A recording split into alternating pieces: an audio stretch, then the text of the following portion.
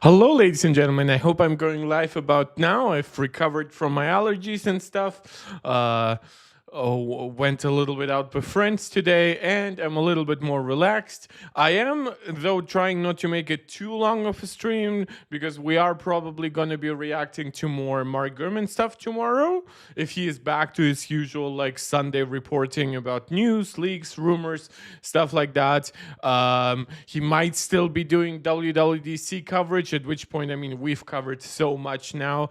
But yeah, today is probably going to be a relatively short and sweet one, like 1 to 1.5 hours. Nothing crazy. As always, let me know what you would like to see me cover beyond what I am prepared to cover. We have Angelica joining in the chat, saying she knows now what she has to save money for. Hope that the Mark Tech Pro Max membership does not become too big of a burden on your wallet. Thank you to anyone who's tuning in, who's finding the chat, who's finding the Discord. We've had an influx of new people during the last few streams. So thank you very much for that. Of course, I'll keep on covering everything iOS 26, macOS 26.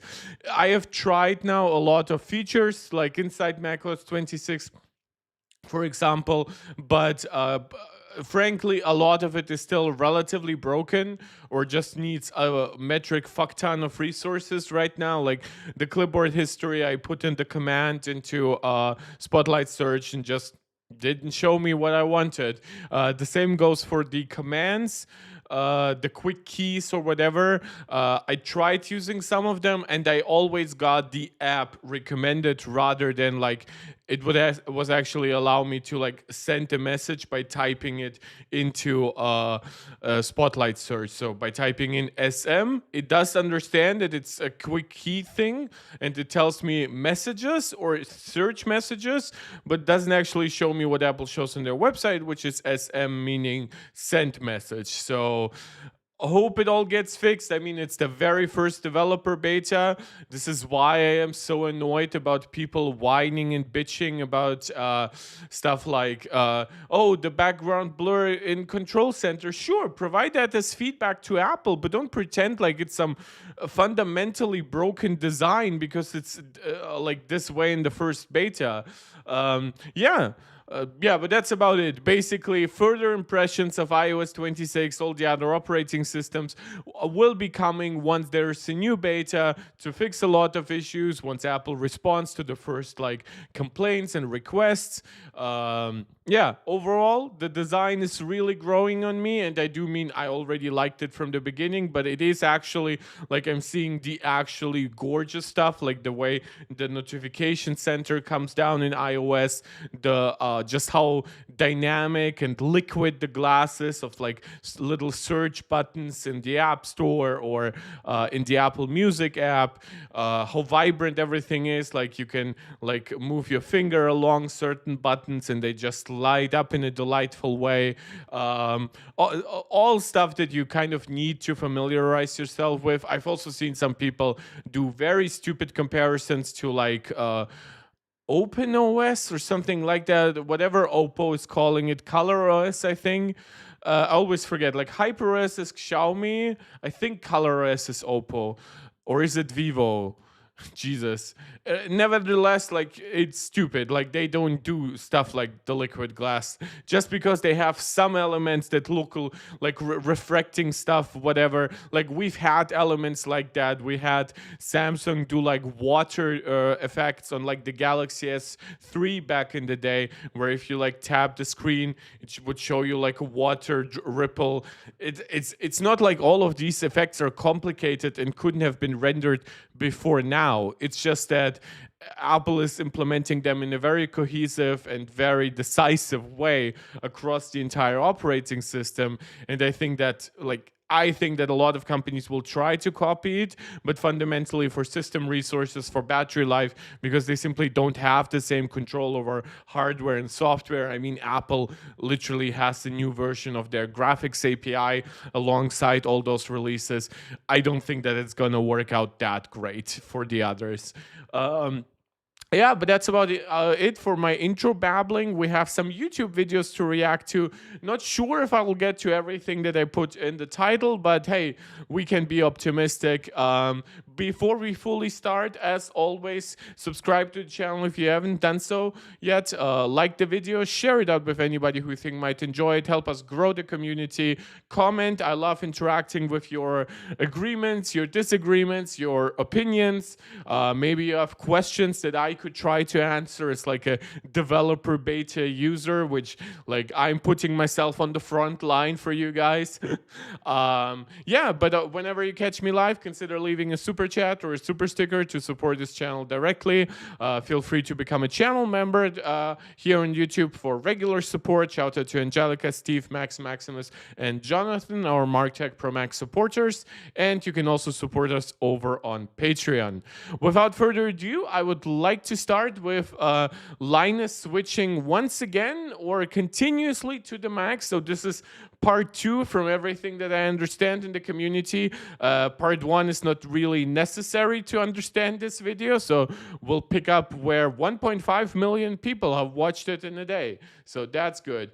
Thomas Coban saying, if 16 gigabyte with AMX 370, so 8000 megahertz soldered on RAM is not enough for me, 36 gigabyte on N4 Max could be enough. I mean, yeah, obviously.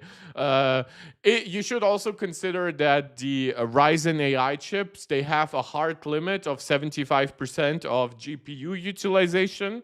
So if you are like a developer, if you are like an AI workflow guy, right, you will only get 12 gigabytes out of them. Now, Apple does have a limit like that, but I believe it's pretty much over 80%. I'm not sure what the exact limit would be of GPU memory inside a 36 gigabyte system. But it's definitely, it's more as a percentage, and it's obviously more in absolute numbers. Now, just to be completely fair, because this is a channel that tries to allow you to make informed decisions about hardware purchases, there is obviously other Ryzen hardware, right, in that regard.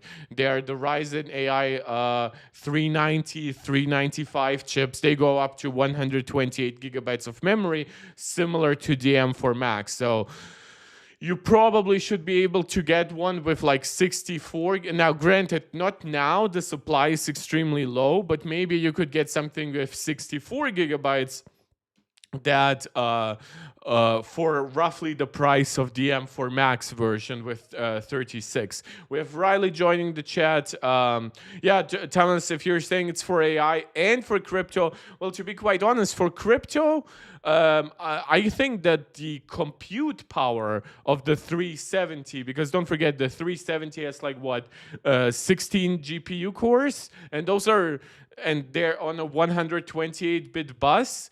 Like, that's just not gonna cut it for like the highest thing. Yeah. Oh, but it also has a dedicated GPU. Well, the problem with the dedicated GPU is then that overflow when it comes to memory will significantly slow it down. What, the RTX 4060 is an 8 gigabyte GPU? I don't think that's gonna be enough for AI and for crypto. Well, especially like, I mean, with crypto, you can kind of scale it. With AI, 8 gigabyte GPUs are kind of worthless.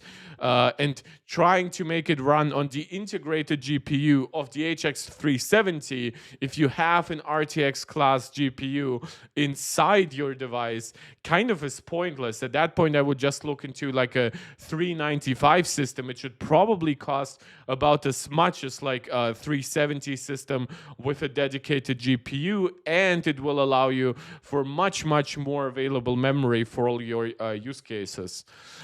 So let's get started with the LTT video here. I should note I have not actually pre-watched this. I have been really not watching a lot of Linus in the last couple of years, to be honest. But ever since we covered the drama around LTT, I've also tried reacting less here. Yeah, I know what processor goes into the HX 370, brother. Believe me, I'm very well informed about NVIDIA GPUs, AMD CPUs, and GPUs, or I guess the APUs in the case of the 370. Yeah, Yeah, but the HX 370 also is consisting of a lot of E-cores, so that's just not gonna, like, in comparison, especially if you're comparing it to the M4 Max, that's just a completely different class of CPU. You really would need like a 395 to keep up there. Users love to tell you, it just works, but we found that if you look a bit closer, that's not quite true, and there's all kinds of excuses for why. Well, by the way, blame the devs is true, at least partially, like with how much the Mac hardware has come along, with how many developer tools Apple has provided. With the shared customer base between Macs and iPads, but like potentially those systems accepting the same apps, I don't think there is much of an excuse to not port, especially smaller scale games, to iPad and Mac.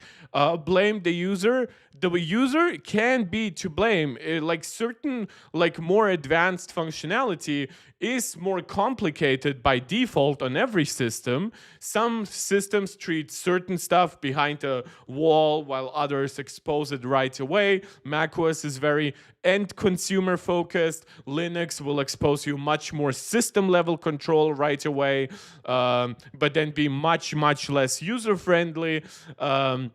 So the user not knowing how to use that and not even trying to like invest a few days of Googling into it, whatever, then the user is also to be able to blame. Yes. But switching to Mac. You're holding it wrong. Yeah, that's a classic, whatever. Solomon saying, hey, Mark, Linux will never switch to Mac. Well, to be honest, I wouldn't be surprised if Linus switches to Mac as like a notepad device. But like Linus deliberately does these things where he clearly limits himself in certain ways just so he doesn't have to suck Apple off directly. Like, for example, with his iPhone impressions, he used an iPhone 16 Plus. He said because he like loved the blue color and whatever. But like I know that battery life and performance are great on the base A18 chip too, but like there's literally a 16 Pro Max, and it's not like he limits himself when he like tests Android devices in that regard. But with Mac, he's also going with like the MacBook Air, right? Not with the MacBook Pro, which would give him like the sustained cooling performance, even longer battery life, a great ProMotion mini LED screen, an even more advanced speaker and microphone system, like more ports. And I know he will primarily talk about macOS, but you know that there is a deliberate attempt here. Like some might say, well, he's trying the device that most people will actually buy because it's cheaper. This is not a user review. He, like, if he wants to get the full macOS experience, get it on the Pro device. OS, at least for us, has been tough to say the least. We both found the desktop kind of unintuitive. Yeah, these comments to me from Linus means nothing. Like, unintuitive, if you're like in your, late 30s now, early 40s, sorry, Linus, if that's too old for you, but like, and you have used Windows and to a degree Linux, there is absolutely no chance that anything will seem intuitive to you, anything that is drastically different from it. That's just like macOS does not try to encourage, you can, but it does not encourage people to put their files and folders right on the desktop. That's not what, like, it allows you to, but it doesn't. Right? Even with the desktop, like literally click on this button here, or like right tab, and you can configure it. Do you want the dock down below? Do you want it up above? Right? The start menu basically is up here on top. A lot of the system search is happening through this, through Spotlight search. So what is intuitive, like I have to be completely blunt too. I do not think that macOS is perfect. I do not think that any operating system is perfect. But when I switched in late 2012, so I was around 15 years old, if we minus 13 years from my current 28 years, and I got an Intel Core i7 27-inch it was early 2013, okay, so then I was 16, and I got my 27-inch iMac. it took me a day to like fully familiarize with the core systems in it, and then it got like a big update soon after, and it was still fantastic. Like it got the big redesign, and like that didn't confuse me either. So Linus's interpretation of intuitive or whatever means nothing to me. Tim was saying, yeah, thanks. On the Windows side, at least laptop would recommend instead of M4 Max. Solder RAM, the Core Ultra 285, RTX 57, 5080. Well, that really depends how high your workflow is. At least, like, you get like 16 gigabytes of RAM now with a 5080, and I think with a 4070 Ti, but I'm not quite sure about the mobile versions. But the 5090 gives you 24 gigabytes. So depending on your workflow, you might need a 5090, but it just gets ridiculously expensive. We are now talking about devices like beyond $4,000, close to $5,000, sometimes beyond, depending on your configuration. I think that something based on the AI Max 395 makes sense. I think it's the Max Plus technically, because you get a lot of RAM there. Don't forget though that the CPU memory that you get, even with like something like a Core Ultra 9 285H or HK, whatever, this is CPU limited stuff. This is RAM technically usable for GPUs, but it's an order of a magnitude slower than GDDR, right? And it doesn't have direct connectivity to a GPU the same way that like LPDDR does on iPhone. Oh, 5070 Ti mobile now is 12 gigabytes. Yeah, then I think for your workflow, if you wanna have a dedicated GPU experience, I would say 5080. And for the CPU, honestly, with what your workflows are, it probably doesn't matter that much. I wouldn't necessarily go with the highest end system. If like, I think the latest Razer Blade combines like an HX 370 and like 5080, 5090 GPUs. So yeah.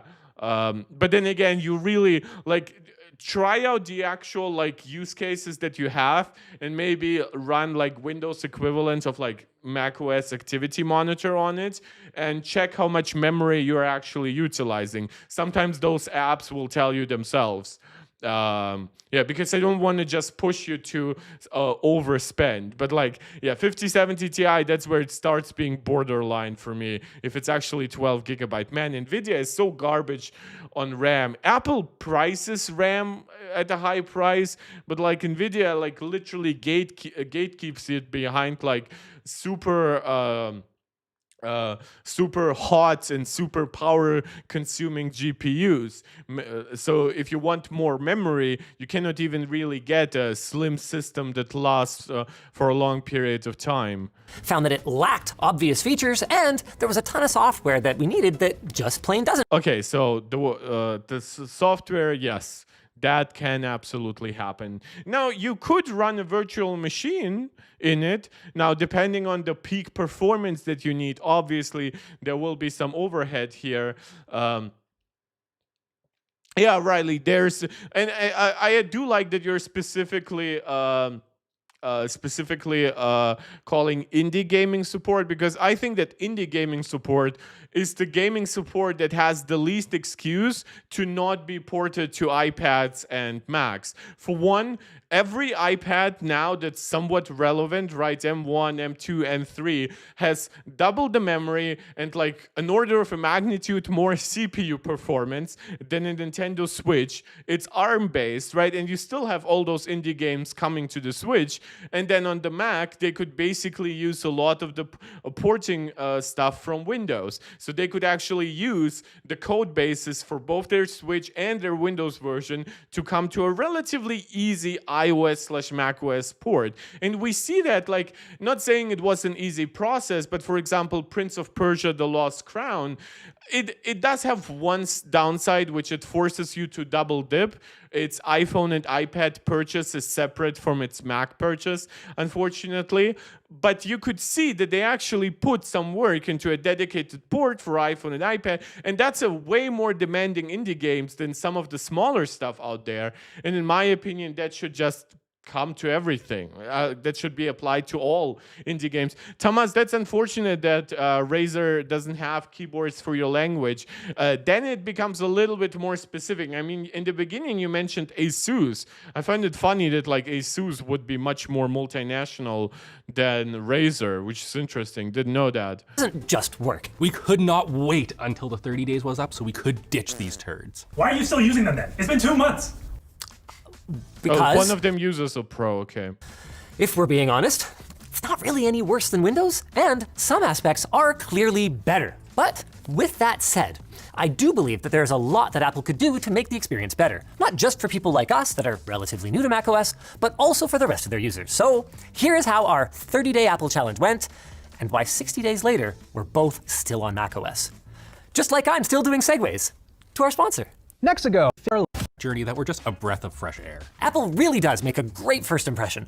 The packaging was fantastic, both pretty and with no plastic to be seen, and macOS itself is, well, I do feel like, though, whenever Linus talks about, for example, repairability and stuff like that, it always feels like it's coming from a place where he just doesn't know about Apple's products that much, and you see that with with this, right?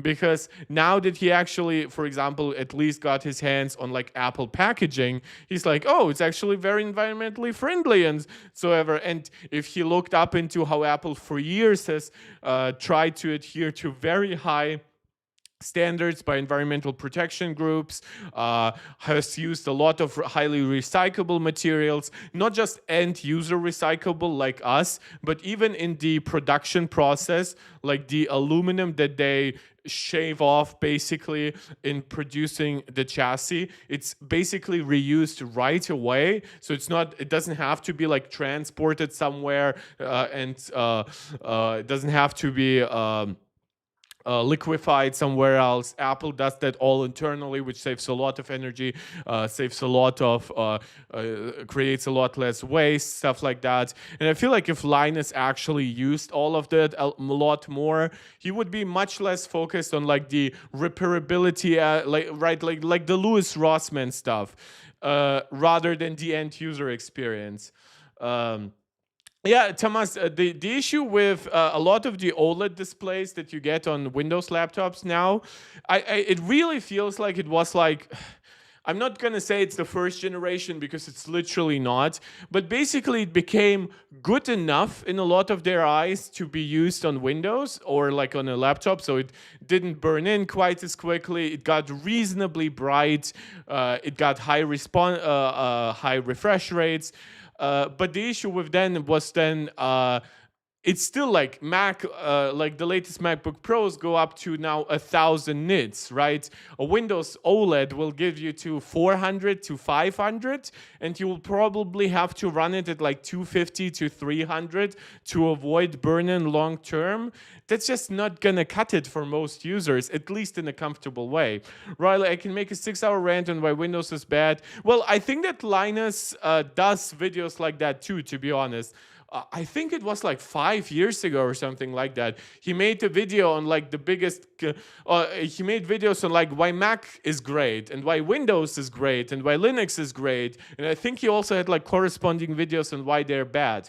Buzzword, Linus is the new Leo Laporte from Tech TV. Shill gonna shill. Well, he isn't shilling here anything. This is a challenge that he undertakes.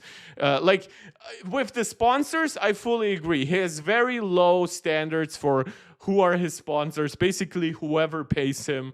But when it comes to talking about like his Windows experience, his Linux experience, his Mac experience, he has been doing that for the better part of decades now. So at least there I wouldn't, like, this video is 100% not sponsored by Apple. Believe me, Apple does not care about what Linus considers innovative on Mac or not. by just about any measure, a great looking OS.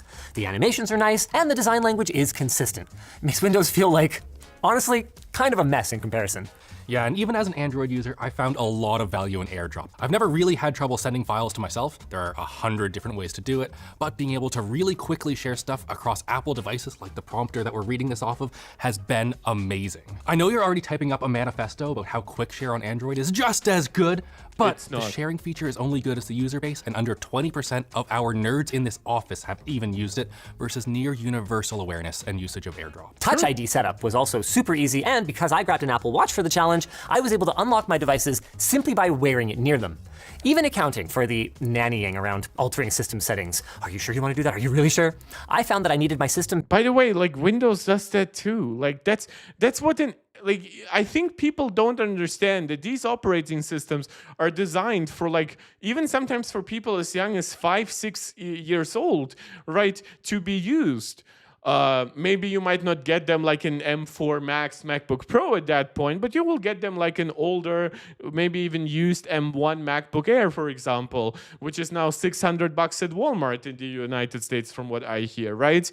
Like, of course, these systems are designed to protect your privacy, protect your security, protect your end user experience by not allowing you it will allow you if you want to, but so it doesn't kill your battery life, doesn't steal your fucking data. All of that stuff is important. Pin far less often to wake my system compared to my Windows devices. Not owning an Apple Watch, I definitely missed Face ID on Mac. They have the space here in the freaking... No, that's not three-dimensional space. That's just left to right. Notch. But a cool workaround I found is the caffeinate command. You can go into the terminal, type caffeinate-D, and it will prevent the display from sleeping until the terminal window is closed. This was huge for reviewing videos, following recipes, and referring to instruction manuals where I might need to refer to torque specs for a bunch of bolts, but not want to touch my laptop with transmission oil on my hands. Okay. I mean, you can just prevent the display from dimming over time. Okay, not sure how much that would help somebody like me in my workflows. The buttering up out of the way.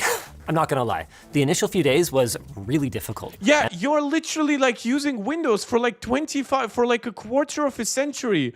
That's how it is to switch. This is why most people don't switch. Most iOS users don't switch to Android, and while a lot more Android users switch to iOS than the other way around, the vast majority stays. 90% stays still on Android. And the same, probably more people switch from Windows because just Windows is worse, and Apple Silicon was a big thing for how cool your device is, how long your battery lasts, how reliable it is in comparison to a lot of Windows products. But no, it's I hate when people are oh, the first few days were painful. Yes, that's how it is. When you get to a new workplace and you sit in a new chair and stuff like that, and you interact with new people at first, that's also painful, but it's part of life. And the first thing that made me want to huck my Mac at the wall was screenshot management. Compared to snipping tool on Windows, the macOS solution is just plain not as user-friendly. First, I agree with that. I agree. I don't care much about screenshots. I think it takes way too many steps on macOS to take screenshots, but you're managing them in the Photos app just like you manage them in the iOS Photos app. I personally, I have trained mine to just go into my downloads folder because I interact with them very quickly and then usually delete them. But yeah, if you're probably taking a ton of screenshots for research, similar, you won't hear me defend Apple on absolutely everything. The lack of a volume mixer is something that I often bring up, right? And yeah, maybe a clipboard history by default. Again, there are other tools for it, but yeah. If you're going with a completely naked, bare bones experience, which I'm not sure why that would be your approach, given the fact that you're advanced enthusiast users, and all of you, I know that, use plenty of extra tools on Windows, or you're using even command controls like what the other guy just showed. Why would you want to use macOS naked? To it, you have to hit Command Shift 3, 4, or 5, which is not as easy to remember as print screen. And then once you're in there, the tool itself is okay at best. It is okay though. The thing that really bothered me though was that the share button gives you a whole bunch of great options as long as you only want Apple options. When in practice, I nearly always want to share via Teams or Gmail, probably to a colleague. Also, by default, all of the screenshots just out onto your desktop. Yeah, that's by default. You can all customize it. None of that needs a separate tool or anything else like that. Which is a nightmare for clutter. You can also set a way in which the desktop organizes itself. I mean, I don't have to tell you guys that. Like, here, I'm going to put that down. No. Oh, I am still in... Basically, I have all my desktop stuff sorted after the type of file it is, and then I literally just put everything in one folder. And that integrated markup tool is so bad. Tell me about it. Window management initially was a huge problem for me. Thankfully, the fix for the unnecessary borders is simple. It's fixed in macOS 26. Oh, so it's a different default. Okay. I actually didn't know about that option because it didn't bother me much. Plus, I was already using Magnet from the App Store. Still found the built-in snapping to be lacking. After downloading tiles, though, and setting it up, this is fantastic. I do not miss fancy zones at all. And one thing that I just learned after over a month is that you can enable App Expose on the trackpad, which can make things way easier than seeing literally. Yeah, this is, by the way, why I hate when they go in blind, because for this to mimic the regular user experience somewhat, I am fine with them like not doing a ton of research, but you literally have people in the office using Macs and iPhones. You should have done more research than finding out about App Expose after a month. Everything in mission control. One thing that wasn't as easy to fix was getting this thing to output to my monitor correctly. I took your advice, by the way, and I ended up using my MacBook Air in docked mode rather than using my Mac Mini as a separate desktop. But what I found was that once I connected it, there was no obvious way to increase my refresh rate or to independently adjust scaling and resolution. Also, it would only scale correctly on my monitor if HDR was enabled.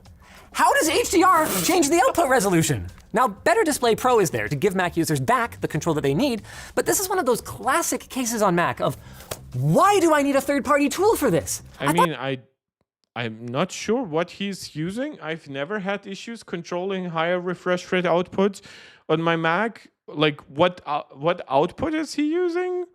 By default, I use Better Display myself, but I use it for one specific reason, which is I put my Mac into a 16:9, like macOS into a 16:9 window, so it's perfect for OBS 16:9 streaming.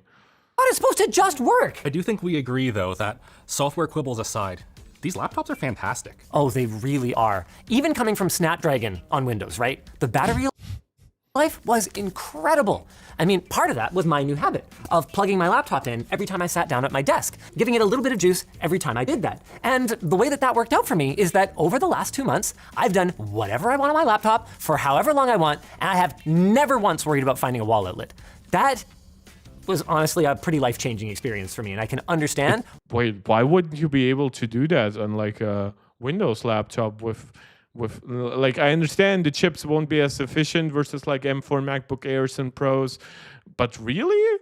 Yeah, like if you're constantly plugging into your screen, which like if that screen supports power output, well, I assume not every laptop handles like display port over a USB-C very well. Is that the issue? Why, all other issues aside, people could be attracted to this.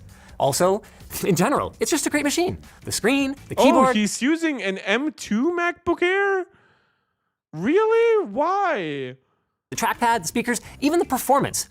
They've all been fantastic, and like, we can dunk on Apple all day for their overpriced upgrades to these machines, but the base model ones, like the one that— Yeah, but that also means that the upgrade, so that's Canadian pricing, is high, right?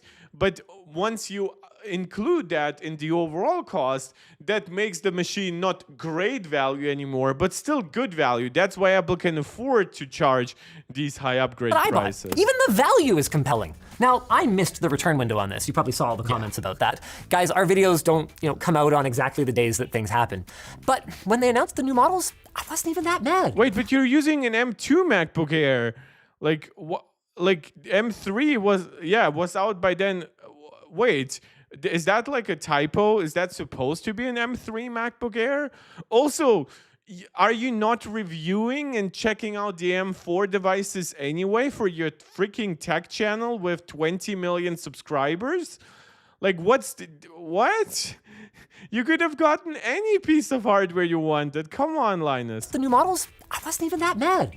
I still feel great about this machine for $1,000. I do kind of wish. I mean, an M2 MacBook Air has nothing to do with $1,000 at this point. Like, it's at most like an $800 device. You got to use this MacBook Pro though, because man, is this thing ever good. It's everything that you just mentioned, but better in every way. The screen and speakers are among the best I have ever experienced on a laptop. Like 1,600 nits in HDR. That's crazy. Yeah, it is insane. I was able to work in direct sunlight with no problems at all. The battery hasn't been quite as good as the Snapdragon laptop that I had before. Like, yeah, but this is a completely different class of product in that regard. Like M4 Pro is way more powerful. Like even the M3 chip has more GPU power than the Qualcomm Snapdragon X Elite. In comparison to that, the M4 Pro is just leaks and bounds better. Like I arrived with 15% battery on set, and I now have to have it plugged in. But as long as I don't as long as I don't completely disregard it, it has been totally fine. We didn't put this in here, but can I complain about MagSafe for a second? Yeah, I freaking hate this absolutely. thing. Dude, it falls out all the time. Hey, Reese, Yes, that's what's supposed to happen. You don't have to use it. Use USB-C. Like that's the entire option. throw those to me. Check this out. No By doubt. the way, I will not accept any MagSafe slander on this channel. I would have thrown off my Mac from my streaming setup like 3 times in the last year by like moving over the MagSafe cable. And because it drops off like that, I have no idea what... These are still white. Yeah. You know how Apple ships their products in white, so the second you use them, they look like crap? No. Are you that? Are these people really saying that because they work like in a lot of environments that have like circulating dirt and shit because like they like produce like wood-based stuff and whatever, they have like their hobbyist projects? Are they really comparing it to a regular person? Like, I mean, it gets a little gray over time, sure, especially where you like touch it, but like it's completely fine. Looking at my MagSafe cable now, does it look like shit to you? Like, no? At least not that I'm able to tell. Like, what are they on? It's like literally at this point, we're not just complaining, like, because you saw me, how easily I accepted, oh, that should be better by default. Oh, this shouldn't need a third-party tool, right? I was completely fine with that. And now we're like, oh, the cable is white. By the way, I think the cables are color matched depending on the product you buy. They still look great, don't they? That's because I haven't touched them. They're so USB-C all the things. And also, Why? You realize, what do you mean USB-C all the things? What about all the proprietary plugs in for everything from the Razer blades to every gaming laptop? Plus, Apple supports like 140 watts through the USB-C port here. Like, in fact, they support it on both sides, which is different from a lot of Windows laptops. It often makes you choose like on which side you can charge and which side you can connect data, or at least very high-performing data. so if you use an angle grinder, all of the metal gets stuck in here, and it's so hard to. Yes! Regular people don't use fucking angle grinders. What are you on? Jesus, oh my god, this is making me actually mad now. Get out. Yeah, this thing will also, by the way, it will ruin your USB-C ports too over time. I thought you were going to propose an angle grinder fix to your MagSafe issues. I was going to be like, really, Alex? No. Coming back to the software, one thing that I thought was really cool was on top of continuity, where you can copy paste between your machines and pick up where you left off in your browser. I was using an iPhone during the challenge and it was pretty great. You can even screen share your phone to your laptop now, which I loved, but also felt like was a bit of a missed opportunity. Like, can you imagine how awesome this feature would be if Apple finally made a MacBook? No. Why? You still have your iPhone. What? These this screen mirroring is designed for one simple thing, which is like, oh, there is an app does not support like data sharing with the Mac in some way. Like before, let's say WhatsApp wouldn't communicate or it wouldn't have its own app client. Thankfully, it does. But like, there's a lot of social media stuff like that. Like you just quickly, you don't have to grab your iPhone, you don't have to relog with your data in the websites and Safari on the Mac or whatever. You just use your iPhone for a quick glimpse. No, Apple never put in fucking touchscreens on regular MacBooks. It creates more glare, it makes it more expensive, it makes it more difficult to repair, which those people supposedly care about. No. With a touchscreen. Like, I know they're not. Like, you realize that some apps also have gyro control. What are you going to do about that? Some apps require you to, like, touch left and right for, like, basically, like, joystick input. What, are you going to grab it like this? Gonna do it because reasons?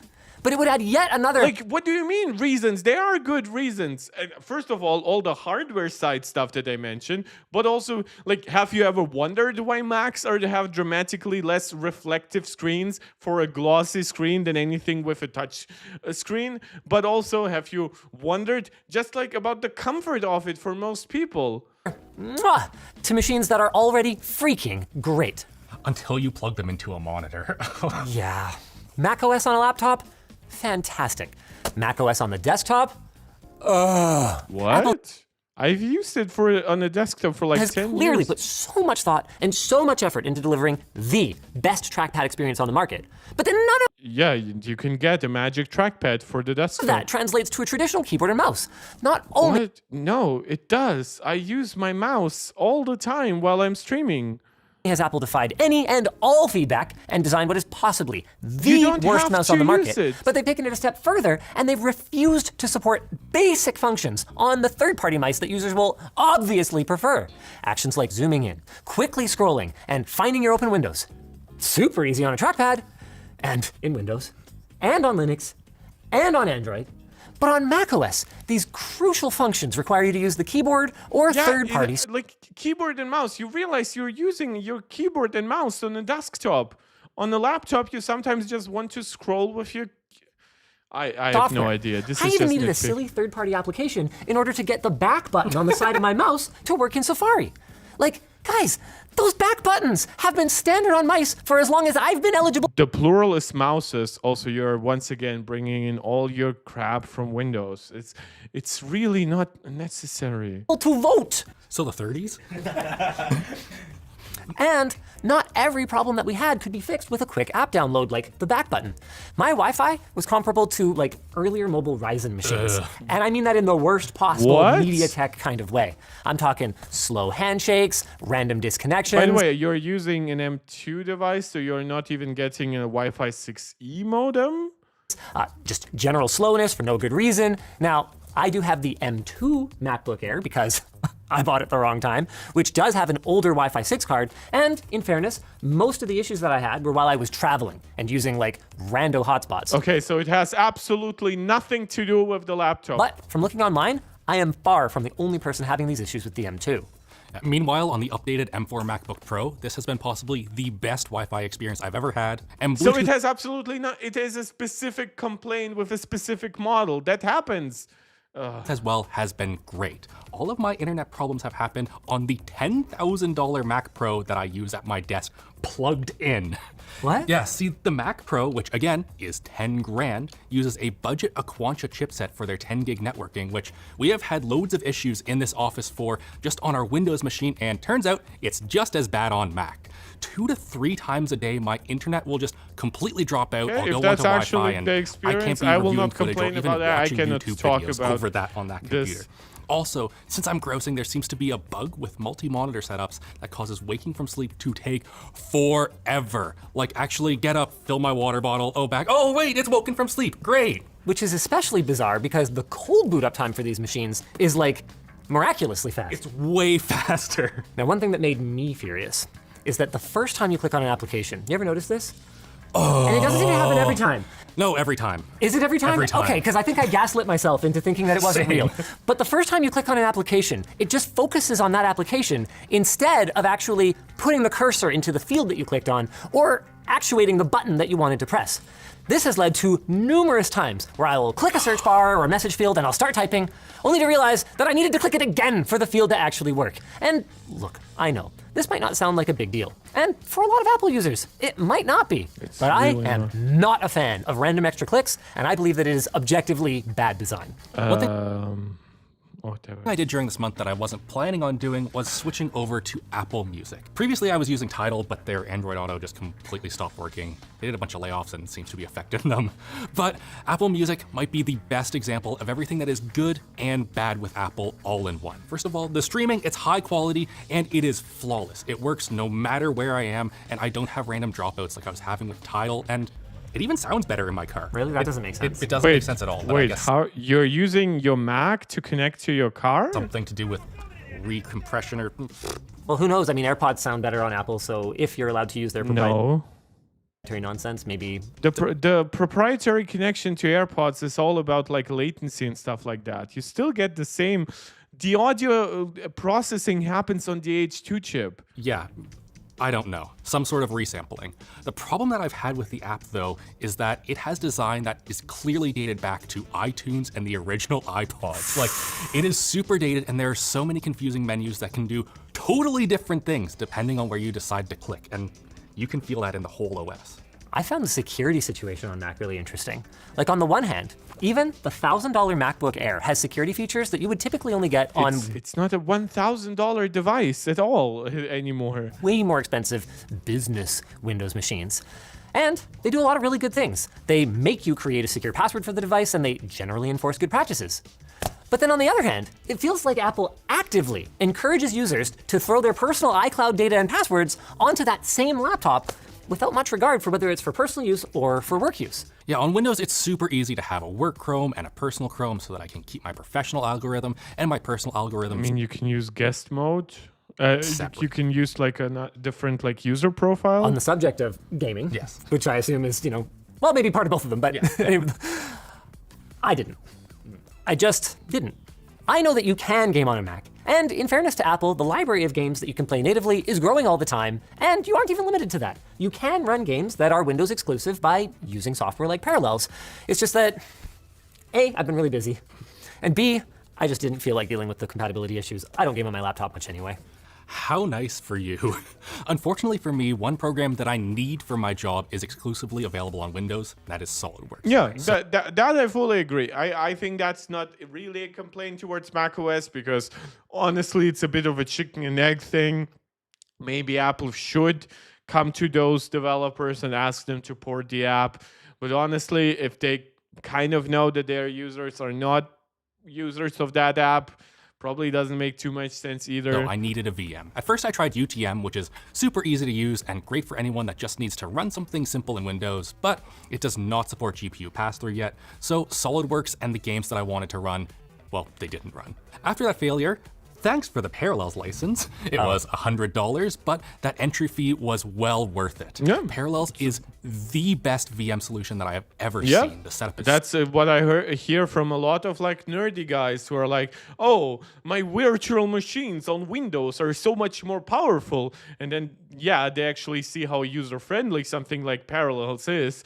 And sure, while they might not have the same like in-depth control there, it's still worth it. super simple. The GPU pass-through just worked, and although there is a bit of lag that I found, it was totally fine for SolidWorks, but not quite good enough for gaming in my opinion.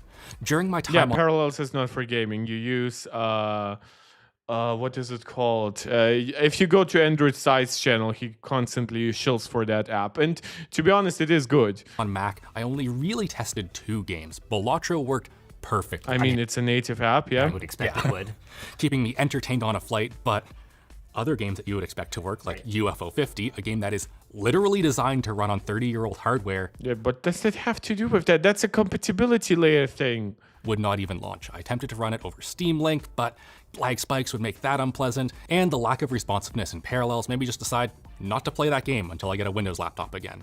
I know there will probably be a bunch of people in the comments saying, oh, I run games fine on Parallels and it's great. I am a professional electronics nitpicker, and I have found the latency just a bit immersion free. Yeah, some people are not suggesting you should accept the latency. They're suggesting their workarounds. Now, to be clear, just because he's fussy doesn't mean that it should be a deal breaker for everyone, by any means. But we just want people to know that if you're planning to pick up a MacBook for long-term use and gaming is a priority, we just recommend making sure that your must-plays are macOS native or that you are not that fussy about input latency. Bottom line then, I can't say enough good things about my MacBook. I just can't say quite the same about Mac OS. I mean, it's not that my frustrations are any worse than basically all complaints are very like advanced user stuff, and they have, I cannot talk to you about the bugs for like multi-monitor setups or what he's experiencing with like his $10,000 Mac Pro. I don't use the hardware, nor do I connect my MacBook with 2-3 monitors at once. But overall, most of the stuff is either very fixable with a third-party tool, which is, that's exactly what an open operating system is designed for, right? If those things are missing in iPadOS, I fully understand why somebody might say, well, it's a deal breaker for me because I need that stuff. But like macOS allows side loading, macOS allows deeper changes to the OS, to some of the fundamental stuff there. I have no words for like the narrow focus there on those things. And some of them, again, do deserve to be called out. I am interested that they didn't call out macOS not having a volume mixer. frustrations that I have for Windows or Android or iOS or anything else. It's just that the argument that it's a smooth, just works experience is objectively false. It depends on what you mean for just works. The entire point of it just works is not that literally everything all the time ever just works. That's not what it means. First of all, your desktop is not intuitive stuff. That's then something like screenshots, I agree, it's not like it was something there that wasn't working, right? That's like it wasn't as good of a solution as Windows has it, right? But it still works perfectly fine.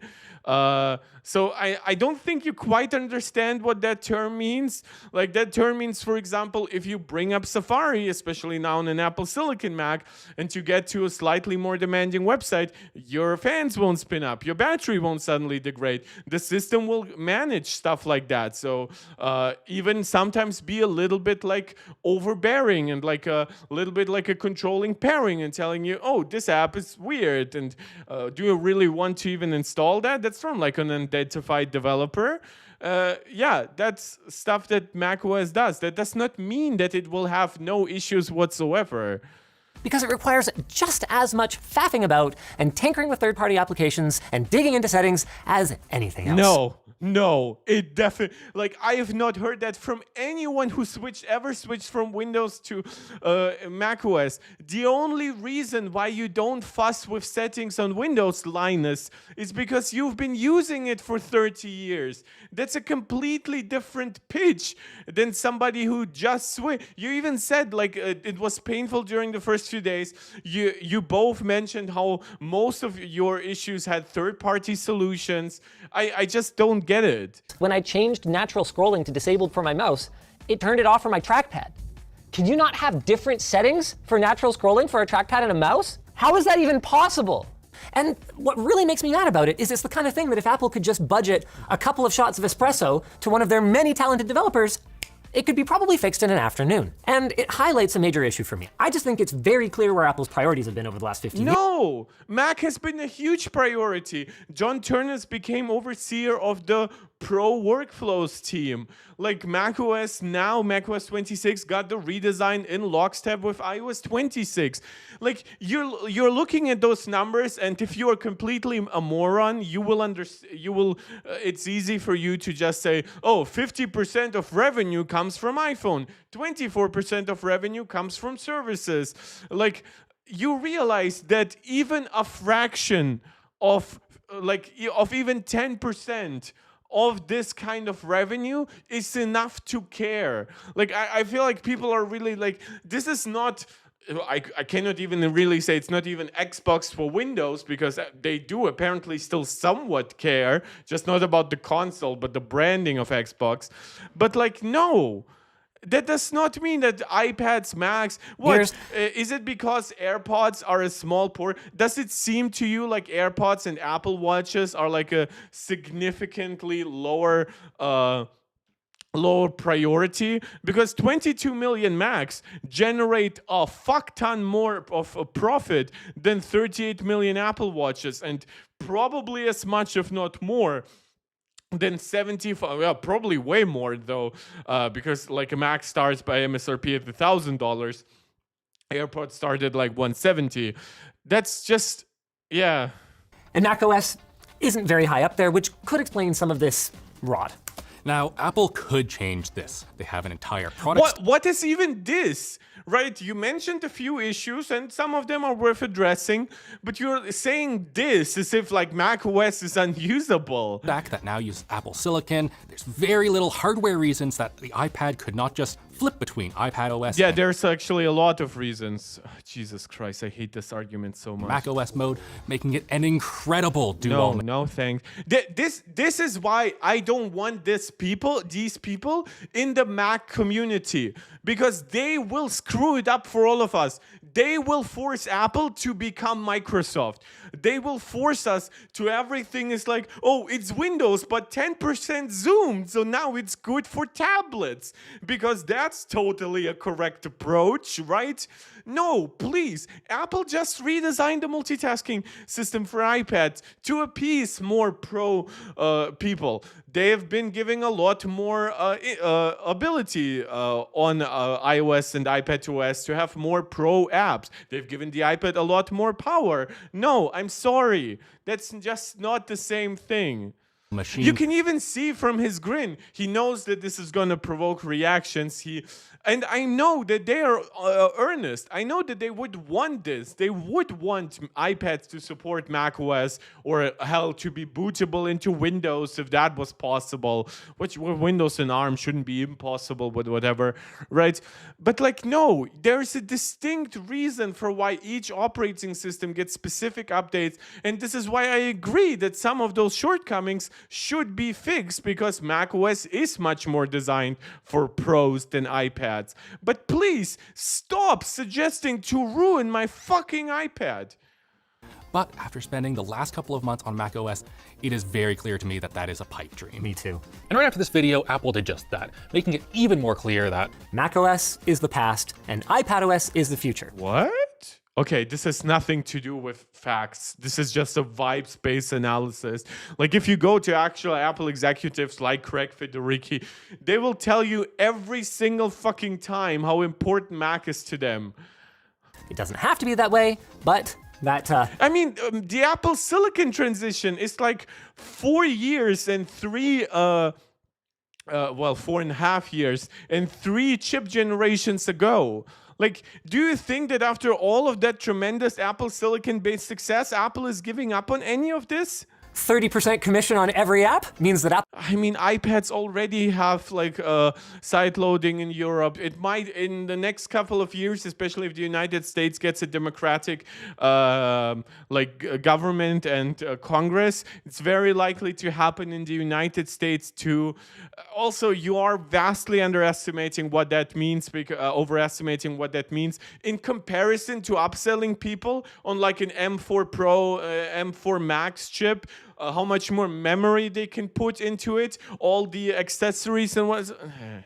Apple has decided it will be that way. So with that in mind, are you going back to Windows? Well, for the entire 30 days that we had this, I swore that on March 6th, I would be getting rid of this March 6th, okay, so that was a while ago. first second that I could. It is now April the 9th. Yep, I have not bothered yet at all. And yeah, that is kind of the thing. These days, Well, but you realize if macOS was actually as problematic as you make it out to be, first of all, macOS actually allows you for the things that like an iPad wouldn't, right? That new multitasking system does not suddenly allow for features like Magnet or better display on iPad, or even apps like OBS to work flawlessly with iPad OS, much less the fact that it hasn't even been ported yet. iPads max out at 16 gigabytes of memory, so if you are a virtual machine user, not only do you not have access to apps like Parallels, you wouldn't even really have the power to do them in a very like pro way. Like, no, there are very good reasons to keep them separate so you don't ruin. It's like when people ask for like all the PC stuff to come to consoles. I understand it. I would love to have some deeper settings controls, for example, on my PS5 games too, especially so to make them a little bit more future-proof for an eventual PlayStation 6 and other kinds of systems. But that's just not like that's like you realize that there's a core business model behind a piece of hardware, there's a core marketing model, there's a core consumer base that expects the device to work in a certain way that you cannot just change entirely. Like, yeah, all of the problems they mentioned were either niche nitpicks, bugs that are super hardware specific, and stuff that is either customizable in settings or easily solved through third-party tools, which is the same case on Windows, but less. the operating system plays such a small role in the computing experience. Like, I don't use my operating system, I use my applications, many of which are just a web browser. And as long as the OS is able to just get out of my way for the most part, it doesn't even matter which one I'm using. It's just like, man, it would be so easy for Apple to make macOS amazing, and it sucks that they don't seem to care enough to do it. There's an update for our switching to Apple Video. Oh, For one thing, this is still in my backpack. still? Still. 3 months. Okay, I more. switched by now. Wait, what about second MacBook Pro? I bought this with my own money. Oh my god. I have not purchased a laptop in like 8 years. Because he probably steals from the Opened office. this piece of crap up, this Windows Yep. garbage. Yeah, this is garbage. This device has like inconsistent battery life, poor GPU performance. It's really bad. The driver update literally failed, bricked it. It Yep. took me like 2 hours to get it. And I was just like, Yeah, Qualcomm drivers handled through Windows are terrible. I assume this is the X Elite version. this in order to MacBook. Also, by the way, they complained about MagSafe, but like, what about the fucking Windows connector? I can't think of many people on staff who in the past were more adamantly anti-Mac than this man. M1 Max, do you think M4 Mac Mini is equivalent or more powerful than handheld consoles? Oh, it's way more powerful. Wait, M4, wait. No, M4 is more powerful than all of those chips, yes. Maybe in the, wait, would it be less powerful in the unbinned version, in the binned version? With one less GPU core? Nah, the CPU is way more powerful for that. Plus single core is kind of king. Well, for the Nintendo Switch, it's not even a contest. The Switch is built on an 8 nanometer APU. Maybe if you consider like overclocking it in docked mode, but Steam Deck is built on Zen 2 CPU models, Zen 2 CPUs and RDNA 2 GPU with no AI hardware, so it cannot do something like FSR 4. It has very little bandwidth, and Apple does not, for example, have always the fastest bandwidth chips, but Apple also compensates for that with a metric fuck ton of cache on their SoCs. No, the M4 is more powerful. Base model, maybe it kind of matches the like 40 watt modes that you can get on those chips, right? But overall, no. Especially like CPU performance. Or like the Switch 2 maxes out at 1 gigahertz, right, with less instructions per clock than the M4. There's probably good reason to believe that like a single core on the M4 is like 8 times faster than on the Switch at this point in like really demanding stuff, probably like 4 times in a lot of other stuff. Then you consider the Switch has 8 cores and the M4 has 4 performance cores, 6 efficiency cores. Yeah, it's probably like 3 times faster than the Switch. Have you seen the leaks that Snapdragon Elite 2 gonna reach 4K single core? Well, that wouldn't surprise me. I mean, too much with the overclocking, right? Like when I look at Geekbench, Geekbench X Elite, right? The X Elite was already up to 3K, right? Or something like that.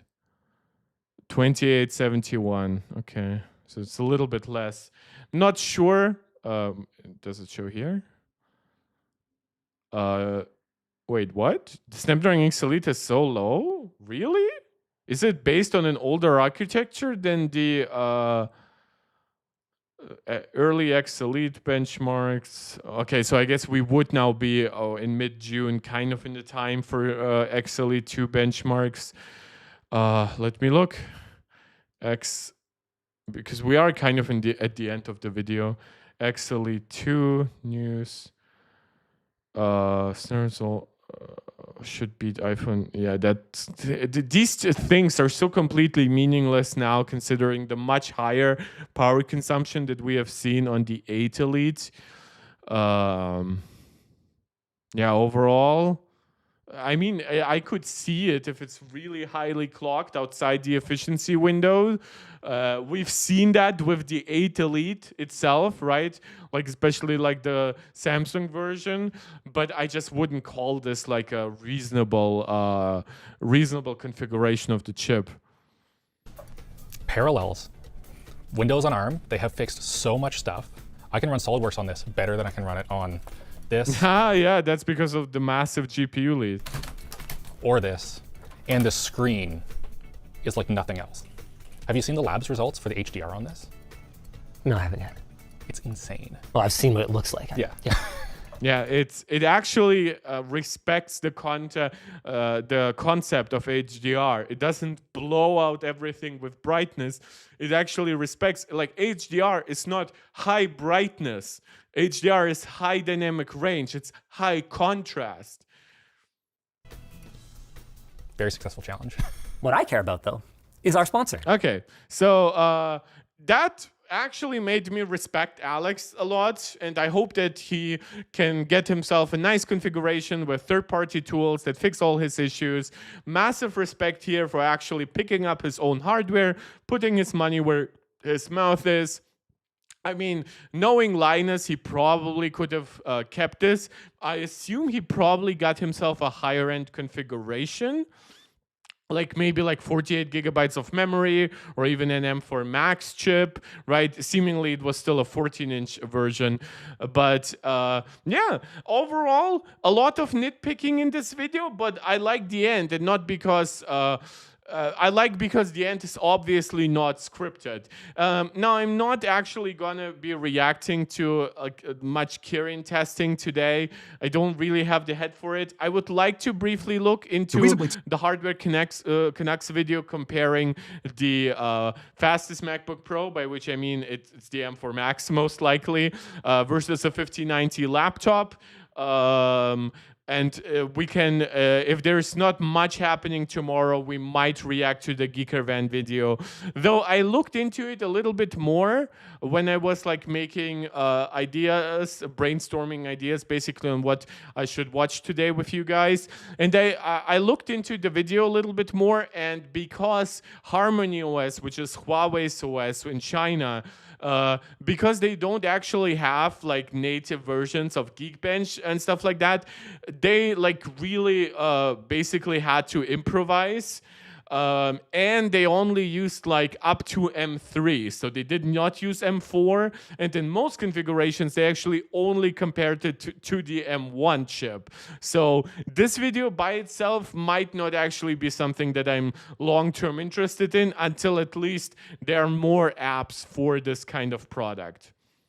16 is arguably one of the fastest gaming laptops available right now. Is it the one though with the HX 370? Because it gets like really bad 1% lows in games, doesn't it? Its form. It's insanely powerful, ridiculously expensive, and it's somehow just 0.69 inches thin. Which is, can we please stop saying it's just 0.69 inches? Like, yes, that's thin for like a 5090 system, I agree. But overall, it's just not very slim in the current like market. Is it perfect? Not even close. Is it overkill? Probably. I mean, But it depends on your workflow. For some stuff, it has way too little RAM that's available for the GPU. In terms of cooling, it doesn't actually have enough cooling to differentiate like a 5090 from the performance level of a 4090 or a 5080 that much. The HX 370, if it is the configuration that we're looking at, that's actually a pretty bad CPU in comparison to M4 Max and in comparison to like the 285H. Yeah, and I mean, Thomas, if you're still here and still interested, I guess that's a good comparison But point it's also here. a bold statement about what's possible in a premium Windows laptop this size. And on the other side, we have Apple's MacBook Pro 16 with the M4 Max Apple chip. should really make like an 18-inch version because, for one, I know some people like myself who only use their Macs at the their MacBooks at the desk. And if they really gave it like 25-30% more cooling, they couldn't really increase the battery capacity, so it would have worse battery life than the 16-inch.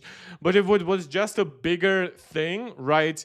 Like they could make it an 8-speaker system, right? They could make it make the chip far better cool. They could even experiment with some version of an ultra chip being in there. It's quieter, cooler, more efficient, and unapologetically locked into Apple's ecosystem. It's not built for gaming. That's not really true. I mean, we just saw Parallels. There's the game porting toolkit that you can play yourself around with. I mean, technically, if Microsoft came out with drivers for Windows that are optimized for Apple Silicon, I understand why they don't do it, because once they provide it once, they would have to do it for all the other Macs, right? They cannot just simply let's say they cooperate with Apple, because probably it wouldn't work without Apple, right? But let's say Apple relents and allows that. Like, does that mean now that Microsoft has to provide drivers for the M5 generation, the M6? Will Apple have to put engineers constantly on optimizing the latest Apple Silicon for Windows on ARM? I doubt that. Though that's a conversation that Apple's slowly getting into, but it crushes in creative workflows, all while sipping power and lasting all day. You see, these are two of the most powerful and portable 16-inch laptops you can buy, but they come from two completely different worlds. But despite their different philosophies, both are now appealing to the same crowd. We've got creators, developers, designers, even those diving into AI workflows. So the real question is, which one actually makes sense for you? Okay, I might have to speed That is this if up. you have more than $4,000 to spend on a laptop. Look, these machines aren't even pretending to be budget friendly, but there is a market for this kind. The Blade 16 aspect here comes with AMD's Ryzen 9 HX. Yeah, so CPU-wise, we are really underwhelming here. Like 32 gigabytes of memory with 24 gigabytes now in the 5090.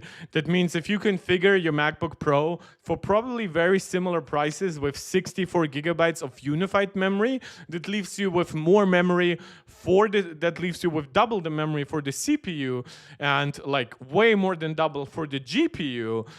Plus, a lot of workflows will be much more efficient because they don't have to send memory back and forth between the CPU and GPU.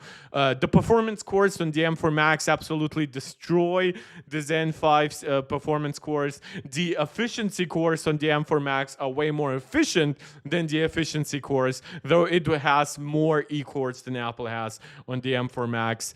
Apple also has faster memory. Not to forget, Apple uses that memory on a larger bus. Now, granted, the 5090 has a lot more memory bandwidth because it uses GDDR7. It probably, on a 256-bit bus with 28 gigabits per second memory, it probably should like roughly double the 570-ish gigabits per second on the M1 Max, but then again, you do also have the shared cache between the CPU and the GPU. So while this will be definitely a more powerful GPU than if you just take the 40 GPU cores, it also becomes a problem, of course, such a system or such a piece of silicon on the motherboard will consume power unless you like literally turn it off entirely, which kind of works because the HX 370 does have its own integrated GPU. That, of course, becomes a very different topic whenever you like run this. It won't get its max performance when it's not connected to power. And of course, it will ramp up the fans a lot. And because you most likely don't just want to turn it off, because you will risk at that point, like, I mean, there are Windows built-in tools, but like, you don't want it to be turned off and then turned back on for individual tasks. Ideally, you want that if it works perfectly, but given that it kind of doesn't on Windows, you probably want it always on, but just on very low power, right? Like basically standby. And that becomes an issue then, because even in standby, a 5090, which is a desktop 5080 class GPU, which granted a 5080 these days would have probably been a 5070 by like GTX 1000 pricing. It's just that the price shift of the RTX families, the RTX 2000 families have really pushed pricing up a lot, and then RTX 4000 made it even worse. Yeah, but then again, Apple's devices aren't cheap either. 370 with 12 CPU cores, 32 gigabytes of RAM, a 2 terabyte Gen 4 SSD, and an RTX 5090 laptop GPU with 24 gigabytes of VRAM. All for $4,500 US. That makes and the sense. MacBook Pro 16 I've got here, fully maxed out. The M4 Max chip. Oh, with okay. 16 This core one should CPU, be 40 core $5-ish GPU, 120 grand? gigabytes of unified memory, 2 terabytes of Well, storage. it's 100. That'll run you That could actually. Yeah, $5,500. I'm sorry. I thought for a second. Why are you comparing the 128 gigabyte system? The 64 gigabyte system will smoke this. You can spec this with 64 gigabytes of memory, Yep. which Yep.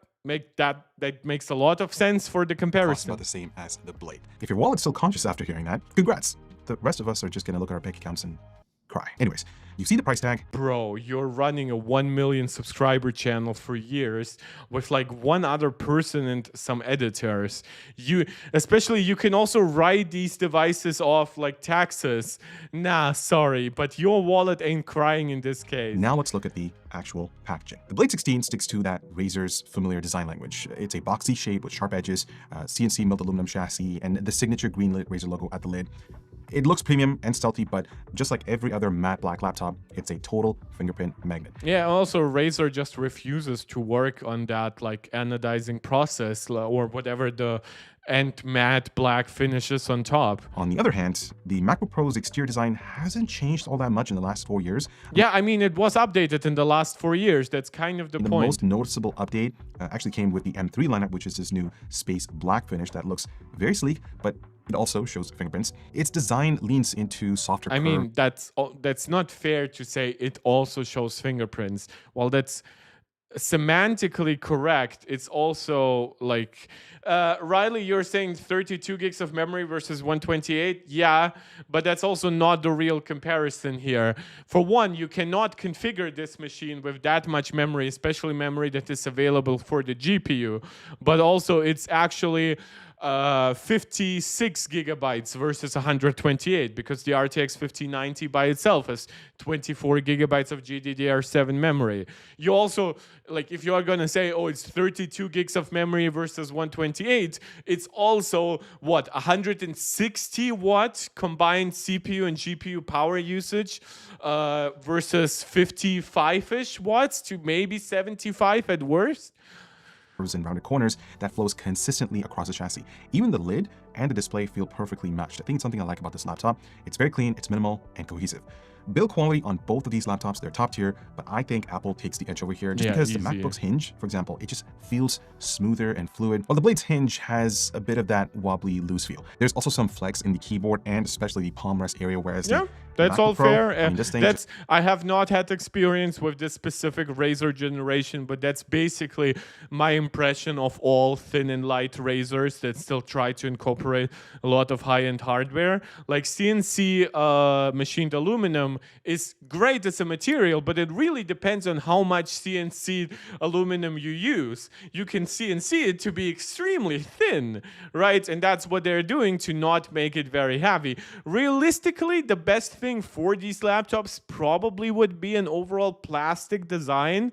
The laptop chassis, while on the Mac, I would usually say, oh, it also contributes to like cooling, because Apple is very stingy on the actual cooling of like around the fans and whatever. But here, the actual cooling is like a vapor chamber system. You get very little benefit from aluminum here. It's like an external cooling, especially since a lot of it would just blow down below. just feels like a solid Or slab a of metal. radiant One hand heat. open test, both pass, but Apple makes it just a bit more comfortable thanks to the deeper groove on the front lip. It's just a lot more forgiving for those who true. don't have longer nails. I mean, if you're going to Physically, sell me a $4,500 laptop, shouldn't it cover every ground? Well, yeah. Oh, you meant 32 versus 128. Yeah, like for the same pricing, the MacBook would have 64 gigabytes rather than 128. And in that case, it would be comparable with the overall amount. But yeah, Razer has really been like, I wouldn't just say Razer, but like, it's not like Asus and on the high end is that much better these days. But like, there are tariffs, right? And these companies cannot afford to eat them as much because Nvidia wants some profit, right? AMD wants some profit on the chip. You cannot ask as much money for like the storage individually in RAM like you can on the Mac, because a lot of people will just also use like an expendable SSD inside, like an M2 drive. I believe it's a 2280 system, similar to my PS5. Plus, you do have to spend a lot more money on the cooling system. Like this has easily doubled the cooling of a MacBook Pro. Well, because it needs it, right? So Apple, even at $4,500 with more memory, technically probably makes like a good $500 to $1,000 more profit than this device does at this price point. But it is a problem, right? Because you as an end user, you just see, oh, the Mac is more efficient with longer battery life, with actually more performance while unplugged, with more memory for my GPU workloads, AI and stuff like that. We just saw the Linus video, right? Oh, I actually don't lose all access to Windows with Parallels and like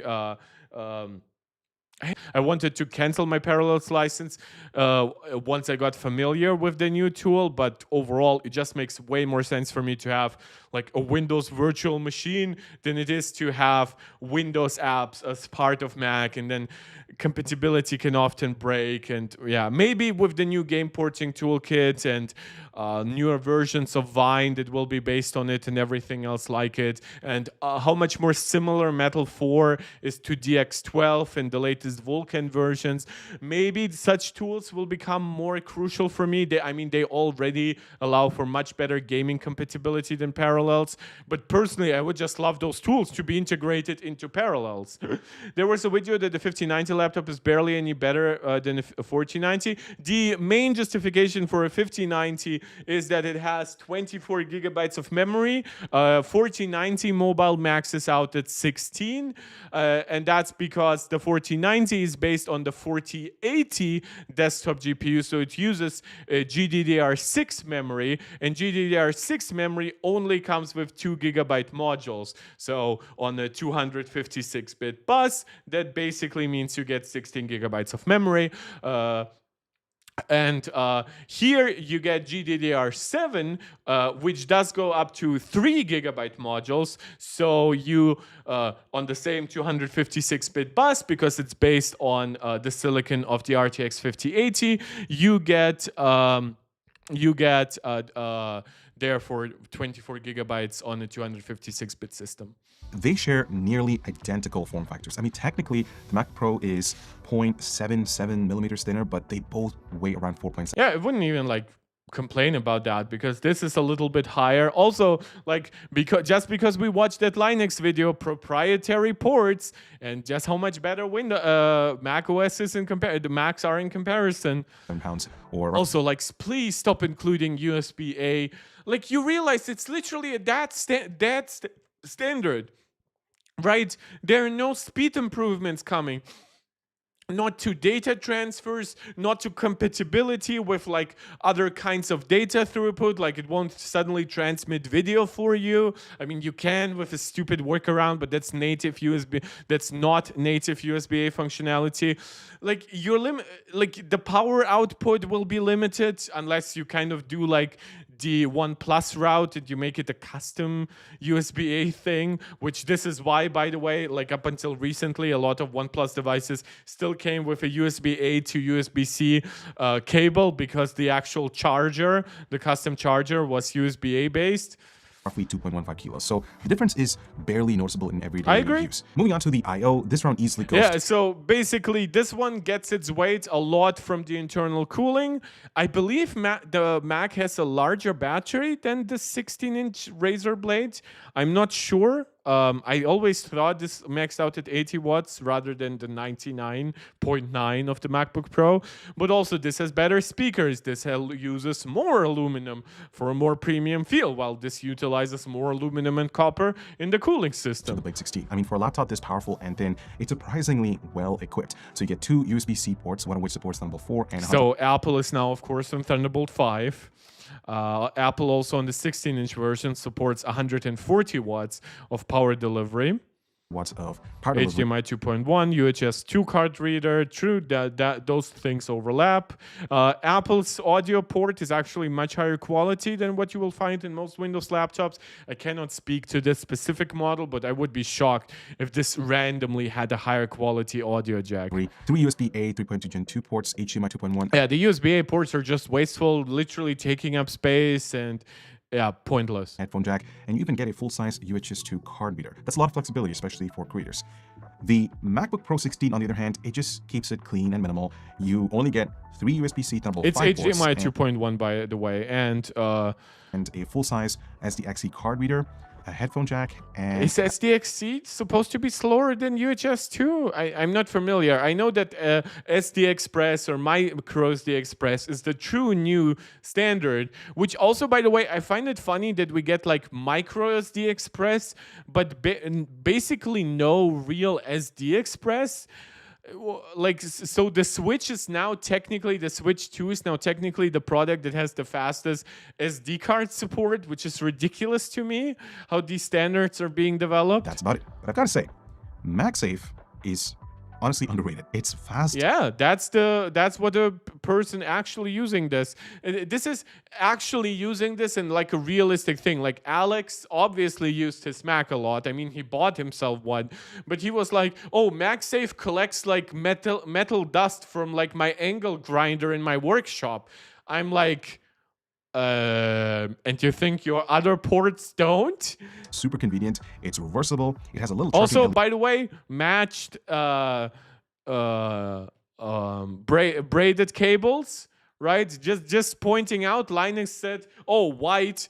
Apple ships white." Yeah, it shipped white because you had a silver MacBook Air. LED to show the status, and the braided cable... There was a time when, like, during the M1 generation, for example, M1 Pro and M1 Max MacBook Pro still came with white cables, but that was changed over time. Majesty Space Black Flash, which is a nice touch. Plus, the 141 USB-C power brick is surprisingly compact and lightweight. It barely takes up space in my backpack compared to the Blade 16's 280 watt gas. Yeah, I mean, it is double. I mean, it literally is double. You probably also need more cooling on it than 140 watts in general.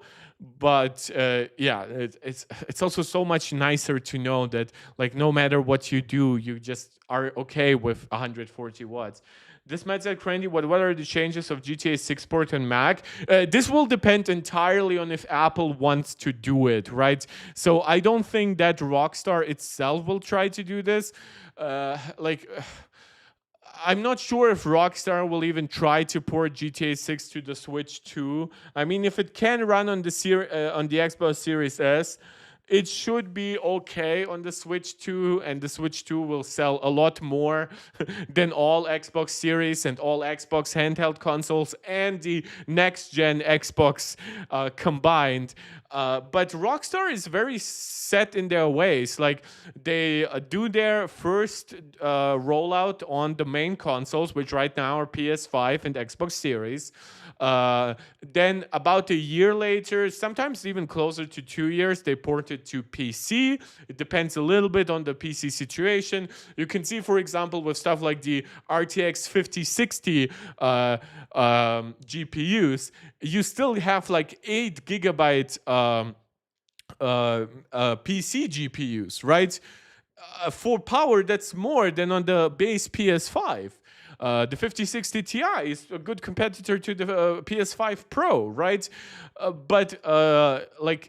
And while you can optionally configure it with like 16 gigabyte, like Rockstar now has to work to make GTA 6 kind of workable on 8 gigabyte systems. I would be shocked if they weren't like, my God, we need 12 at the very least, because you kind of get like around 13 gigabytes of memory usable on the PS5. You get way less than the Series S, so that's a completely different discussion. It has like a 10 gigabyte system with 2 gigabytes separated from the main GPU RAM, actually. But if it comes to Mac, my assumption is it would come to M4 and up, basically, or maybe M3 and up, but it would require 16 gigabytes overall, and it would need to be basically financed by Apple. But if that happens, I actually think that would be a giant step forward to gaming on the Mac. It also would help create a lot of good documentation for optimizing for Mac, right? Because imagine if like Apple's own engineers go to one of the best developer in the world, which is Rockstar, right? And they work together to optimize their engine and all their like more advanced open world systems for Macs. Maybe they could even go really deep into the game and optimize it to spread itself out on the efficiency cores, actually treating the efficiency cores in a very deliberate way. Usually the E-cores are just treated as like underpowered regular cores, but like Rockstar does so much optimization for their systems. This is why GTA 5 was able to run on a PS3. Not very well, but that's still a huge achievement for that kind of game. And I'm saying that I'm not even a huge GTA fan, I'm just respectful of the results that they achieve. Do I think the chances are high M1 Max? No, but I do think they are not zero, because especially like there is GTA 6 releases like next June on PS5 and Xbox Series, right? It should release about a year later, maybe at the worst like holiday for 2027 on PC. Consider that it would probably take a year at the very least after that for a port. We could be looking at a time frame where Tim Cook might be retiring, right? And whoever takes over, which my hope is still John Turnus, though I do have a theory that John Turnus would not be CEO immediately, that Jeff Williams would be interim CEO for maybe like 2 years. But whoever takes over could be much more a fan of gaming than Tim is. You know that Tim loves the like Hollywood thing. He loves working with musicians through Apple Music. He loves working with TV and movie people through Apple TV Plus. But have you noticed how they never invite like they invite them to the event, but it's not as big. But like Hideo Kojima was talking about the Death Stranding port coming to iPhone, iPad, and Mac. I believe that was like 3 WWDCs ago, or at least 2. But like Tim does not have the same respect to those people, like Hideo Kojima, Miyazaki, right? The FromSoft guys and whatever.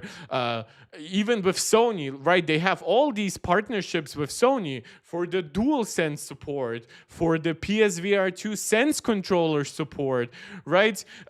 Even PlayStation now implemented stuff like Apple Pay inside their own PlayStation Network store. And I'm like, really? You couldn't go to like Neil Druckmann and ask for him to port like The Last of Us to Mac while all these TV shows release, right? You couldn't go to like Sony Santa Monica and ask for a port for God of War. You couldn't go to even like Polyphony Digital and say like, oh, we have great hardware. Do you want to port our racing game to our system, right? Rather than PC? And charger, which is thick, braided, and honestly kind of a pain to pack. I know I, for one, value space on my backpack, especially when I'm traveling with... Yeah, I agree. This is why I bought the 14-inch version. Now, my 100-watt charger is not GAN-based, so it's not actually that much smaller than the 140 watts, but I have an Anker 100-watt multi-port GAN charger, and even more importantly, I can actually get away with a 30-watt charger with my MacBook Pro. It's like for what I'm doing now, it wouldn't charge it, right? But it would keep it charged. Try doing that with the Razer Blade. Like Computex, for example. So if you're someone who likes... I might do that during a stream. We might do a test, right? Right now, obviously, not only am I at 100% with my 100-watt charger, but even if I were doing like something extremely demanding, I wouldn't lose charge no matter what. But I wonder if like for regular streaming, I could do 30 watts and be completely fine. Even I use like Better Display to push my Mac display up to like 800 nits. So maybe that could push it slightly outside the range, but like everything over 40 and especially 50 watts will keep your Mac charged like this. For the 14-inch version. Maybe for the 16-inch, look at like a 65-watt charger. That could be these days like 1/4 of the size of this. These are not really options for the Razer Blades. To keep your everyday carry minimal. Like you could probably get away with like a 140-watt charger rather than 240, but still. Just be aware of... Or you turn off the 5090 and rely entirely on the HX 370.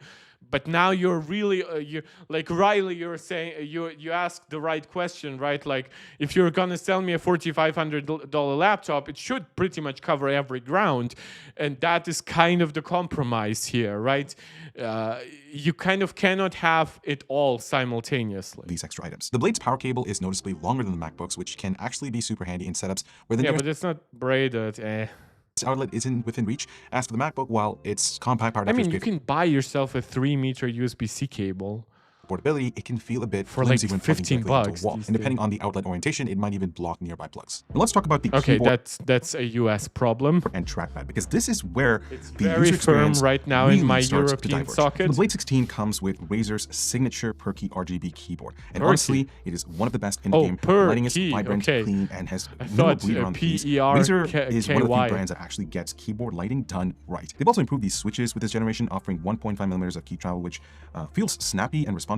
It's not mechanical, but for gaming and general use, it gets the job done. It's seriously also, I don't want mechanical keyboards on laptops. They're just annoyingly loud.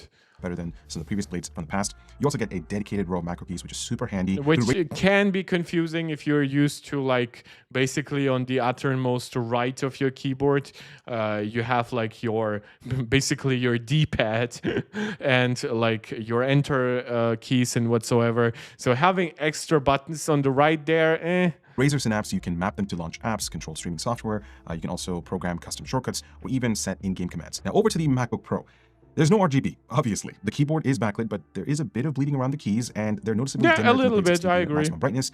The keys themselves are low profile, and I mean very low profile. I mean, they're 1 millimeter. Like, they're more than about 1 millimeter, so they're not that low profile. And while some people love how shallow and fast I love it. Personally, I find it a little unsatisfying. Yeah, but like, look at the background, right? Like, he's coming from like desktop mechanical keyboards. It's just not gonna be... He was never be 100% satisfied with Apple's approach. Also, he speaks very slowly. I'm speeding up to 1.5. bottom out quickly, and it just lacks that tactile feedback that I'm used to on some of the other gaming laptops. But they are consistent. Plus, you also get Touch ID, which is built into the power button, and it is genuinely useful. I mean, it makes logging into the OS effortless. It works with secure payments, and it ties right back to Apple's whole walled garden experience that I talked about earlier. I mean, it really doesn't. Like, Windows should have no problem doing all of that with their integrated biometrics. The issue is Windows Hello is not secure enough to actually make it like work for payments and whatsoever. That's why it's only used for unlocking. And then you kind of have to spend double the money as a manufacturer to have both Windows Hello. Also, you have to have a thicker lid and everything for it. And like a fingerprint sensor. Don't get me wrong, I do like the idea of having like a full Face ID system, but then it really should be full on Face ID with none of the compromises of Windows Hello, and without having to have basically double biometrics by having both Windows Hello and a fingerprint sensor. There is the trackpad. And one this Max is arguably saying where thanks user for the experience, reply. You're it just welcome. gets hard. So the MacBook Pro's massive Force Touch trackpad is still best in class. It's ultra precise, perfectly responsive. Yeah, the across only ones entire close surface are area. like the I've edited Surface countless videos on it, laptops, and it's but been dead they're reliable. so Have far to appreciate behind the in other optimizations ways. Apple has done with their hardware and software. It just makes sense. They control it all, and it again just works. The Blade Again, 16 it's really not just about the control. You can do a lot even in the limited space with Windows. Like, we have good trackpads. At the very worst, like Razer could have even come directly to Microsoft and purchase their stuff. glass trackpad, on the other hand, man, where do I start? First of all, it is way too borderless, right? So even at the very fringe of the device, you still have it, which is a little bit uncomfortable. It also, like, and that's my experience from like a Razer laptop like around 2 years ago, which at that point they were, I believe, a lot smaller too. But like, it's not a uniform clicking experience.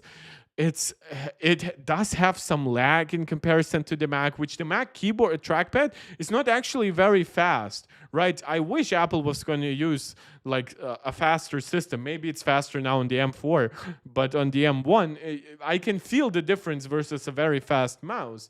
But like, it was nothing like on the Razer. Plus, like, dead zones on the edges are worse. Yeah, it's been a complete headache. Now, about half the time, it's smooth and responsive. The other half, it's like trying to catch a mouse hiding in your basement. It's jumpy, unpredictable, sometimes slow to respond. Sometimes it actually doesn't even work. It flat out refuses to respond to 1180 nits. It's not just me. There's a whole Reddit thread with people sharing the that's same so frustration. bright. And that right there sums up a big part of the experience. Because when you look at a laptop, you want to make sure everything sort of works cohesively. The Blade 16 has raw power and it's gamer focused, but it still stumbles on the basics. The MacBook Pro might not be as exciting on paper, but it nails the fundamentals. And I mean, does so it is more consistently. exciting now, in many displays other play ways. a massive role in the overall laptop experience, Yeah. especially if you're a bit of a display nerd like Yeah, I and this is also what one of the chatters brought up early on about displays.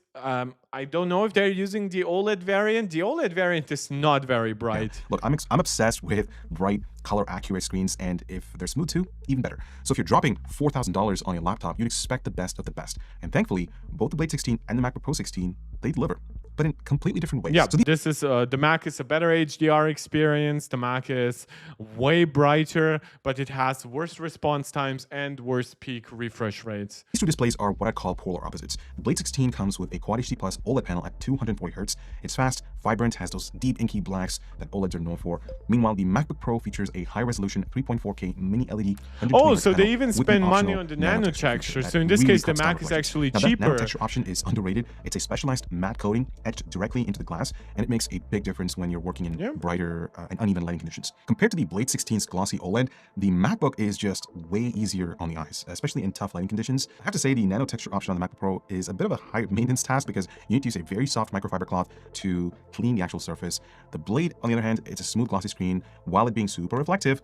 A simple swipe with just a simple or I mean, yeah, but you aren't forced to buy nanotexture. something basic towel, it gets the job done. On the color front, Apple's move to Quantum Dot Mini LED covers 99% of the P3 color gamut, which is excellent, but the Blade fights back hard. So Razer has actually partnered with Kalman to properly tune the OLED panel, giving it not only a wider Adobe RGB coverage, but even better color accuracy. Our Blade unit clocked in at Yeah, those are completely imperceptible differences. Like, everything under a delta E of 2 is basically imperceptible to the human eye. Everything under 5 is basically very difficult for anyone who is not a colorist to work with, to differentiate. It's really everything over 10, actually, if you are somewhat susceptible to like bad colors, then it gets really bad. 0.52 like, yeah, compared to 0.52 and on the 0.82 MacBook is Pro. Now, on the brightness front, the MacBook Pro takes the win. Our sample sustained over 600 nits of peak SDR brightness. Okay, so this is 100% wrong. This is really a 1000 nit screen. You can go to Notebook Check. I don't know if they had auto brightness disabled or something like that. This also depends on like, you realize you test brightness by like shining a light on it. So you also have like automatic maxed out auto brightness. The thing with a nano texture display, also for indoors, it probably doesn't feel the need to ever max itself out, because why would it? But no, the M4 maxes out at 1000 nits of SDR brightness. This has been tested over and over again. I'm not gonna lie to you here. Oh Jesus! Even my screen, obviously, with like a simple tool, goes up to 1000 nits. But like Notebook Check, M4 Max, MacBook Pro.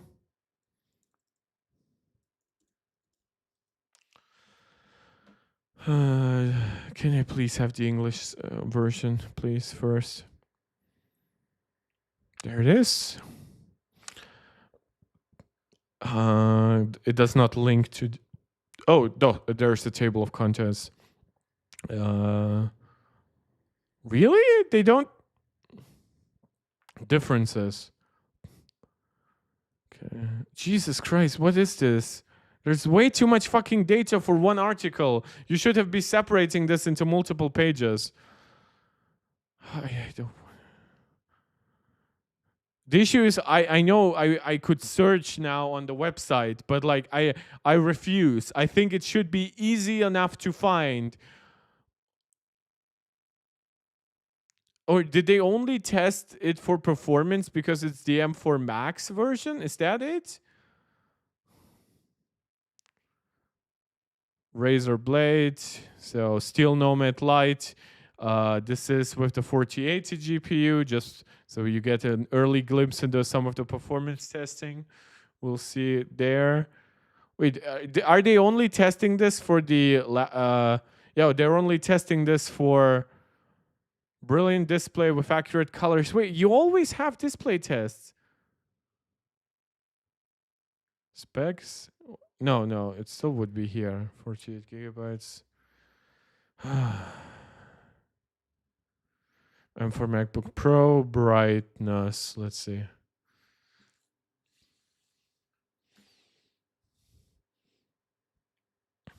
A 1000 nits at peak. Is that just based according to Apple support and Greg Ben's photography? Yeah, basically it is confirmed by many people. Brightness, oh, that's just for the battery life. In principle, its maximum SDR brightness is still just over 600 nits. Oh, there it is. Display. So that's display P3 coverage, Adobe RGB. So they're getting very similar numbers. This is SDR brightness, I believe, without auto. Okay. I didn't even know it requires PWM. Straight off the box becomes excellent calibrated. Screen flickering.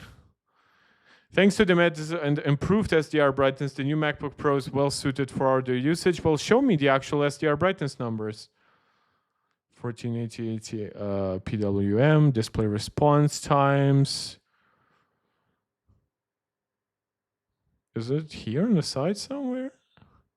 Because they have brightness in the middle, brightness, and it still goes up to 6. But I 100% remember it going to 1000 here. Was it in a different test? They also said brightness is improved.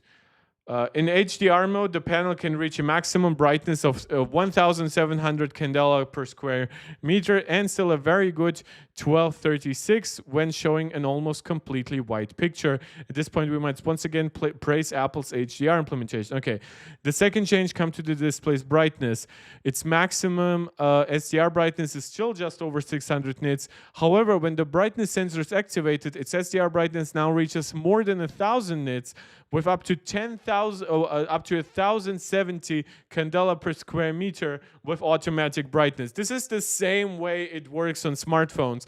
You do not get the peak brightness in like a dark room. You have to activate it. Otherwise, like regular people might literally hurt their eyes and result in quicker degradation of the hardware they use. While the Blade's OLED... Okay, so this is just wrong testing. They forgot to activate automatic brightness. Now, when it comes to refresh rate, the Blade 16 should have the upper hand with that 240 Hz panel, and it does. When you plug it in and start gaming on it, it is awesome. But here's the catch. But it consumes way more battery to run it at 240 Hz in regular Windows, while you can very comfortably use ProMotion here in regular Mac. Battery, it automatically drops to 60 Hz.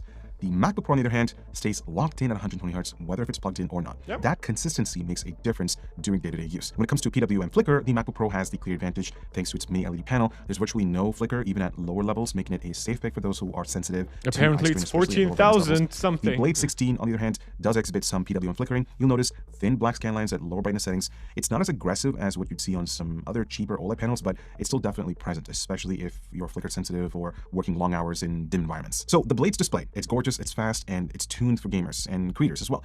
It's a bit too saturated for my liking, which is why I'm more leaning towards the MacBook Pro's panel, because it's a lot more versatile, it's brighter, it's just better in every lighting conditions, it's more consistent. I think overall. this is why Apple is thus far avoiding Adobe RGB as a standard. It just... for manual mode, if you're working with like a pro video and whatsoever, of course it's good to have Adobe RGB functionality. But if you really want one mode to combine like sRGB and P3 for like the regular OS, to dynamically switch between SDR and HDR without totally switching up the color profile that you're using, yeah, it really is like 100% of P3 is still pretty good. I mean, this is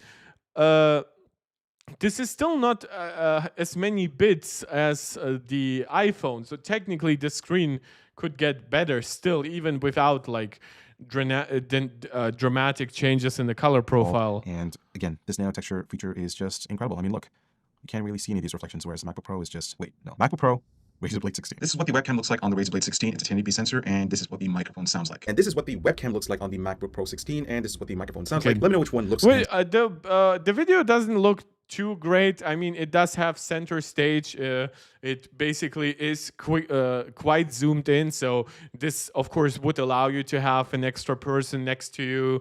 It would follow you around the room. But yeah, once you zoom in at around a 1080p image, that it probably won't show as big of a difference. But yeah, the microphone quality is just worlds different. It sounds better. Both these laptops have front-facing speakers. I believe the Razer Blade 16 has 6 of them in total, including some at the bottom.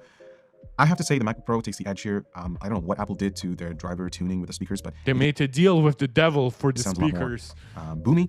There's just a lot more volume, and the trebles, they sound more crispier compared to. And the bass is actually there. Either way, like, they're both truly awesome options for on-the-go entertainment if you want to watch a movie with some of your friends on the couch. They both get the job done. Okay, so upgradability is a big part, especially a big deal. I do think he is kind of glossing over, like, for example, I do think he could have pointed out just how much better the OLED screen with its faster response times is for gaming, right? But I do think that he gives W's to the Mac, but he gives it in a very subdued way. Like, the speakers are way better than that. For laptops that are aimed for professionals. Your workflow can evolve over time, and ideally, your system should be able to grow with it. Unfortunately, the MacBook Pro is a complete dead end in that department. Everything from the storage... the Razer Blade gives you what? Expandable storage? To the memory... Which at that point just used Thunderbolt 5. Directly onto the motherboard. So, whatever specs you configure... Also, might the Razer Blade give you more memory? But that memory will be completely unusable for the GPU. Check out, you're locked into that for life. No second chances. The Blade 16 offers a bit more flexibility, but it's still a mixed bag. On the plus side, you get 2 M.2 slots, giving you the ability to expand the storage up to 8 terabytes. You can configure this with 8 terabytes, but yes, for a lot of money, I agree. Which is great, but like the Mac, the memory is still soldered. That said, you can configure the MacBook Pro with up to 120 gigabytes of unified memory, which, let's be honest, is already more than enough for most of the demanding creative or AI workloads. It's just preloaded for the future. Meanwhile, the Blade, it tops out at just 64 gigabytes, which is still plenty for gaming, editing, yeah, but it's also CPU memory. and most pro applications. I mean, look, this all comes down to trade-offs. These machines are pushing the limits of performance and portability. So to keep them super thin and compact, some compromises had to be made. Just make sure that, when you spec them right from the start, do it according to your workflows because there's just no turning back. All right, time for the best part of this video, performance. Now, I'm going to be breaking this down into a few categories, so it's just easy to follow. We'll look at real-world CPU workloads, GPU-accelerated tasks, creator-focused benchmarks, local AI testing, which is becoming a big deal lately, and of course, gaming. More so than hardware Canucks for all these kinds of in-depth laptop testing. Honestly, I recommend just Josh's channel way more. But I was interested in like a direct comparison with like the M4 Max and the Let's kick things off with R5090 Cinebench here. 2024. This established a baseline, and here the M4 Max in the MacBook Pro is 73% faster than the Ryzen AI 9 HX 370 Told you the Zen 5 P cores are pretty bad. in the Blade 16. And to be fair, the Blade was running in performance mode with 75 watts allocated to the CPU, while the Mac is just sipping back around 52 watts. For single core? Wait. Oh, this is multi-core. Really? Oh my god, how much more efficient is this then? Oh my god. It's significantly over double the efficiency. It's like 2.2 times. MacBook Pro dominates here, and you actually feel it beyond synthetic tests, especially when I use these laptops side to side. The Blade, yeah, he showed that very fast, but 117 versus 181. Or just navigating within the export settings of 117, that means it's on the M2 level, if I'm not mistaken, if not slightly worse. M2 Cinebench 2024 might be on the M2, might be actually on the M2 level, but not on the M2 Max level. Cinebench. When are we getting, by the way, Cinebench 2025? Can we please get it in single core too? So 550 single core, please. Single core. Does the AI actually give me some data?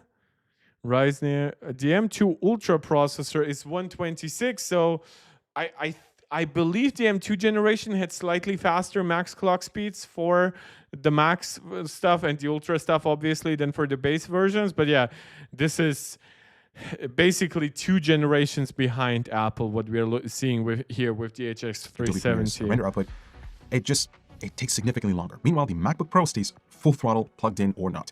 Switching to real-world CPU stress tests like Blender and Houdini, the HX 370's 24 threads do their best, but the M4 Max, it just steamrolls here. Apple Silicon RTX. Why? Who the fuck tests? This is the issue, though, with testing stuff like this just for... He said it's real-world testing. Nobody uses Blender in CPU mode, my brother. Like...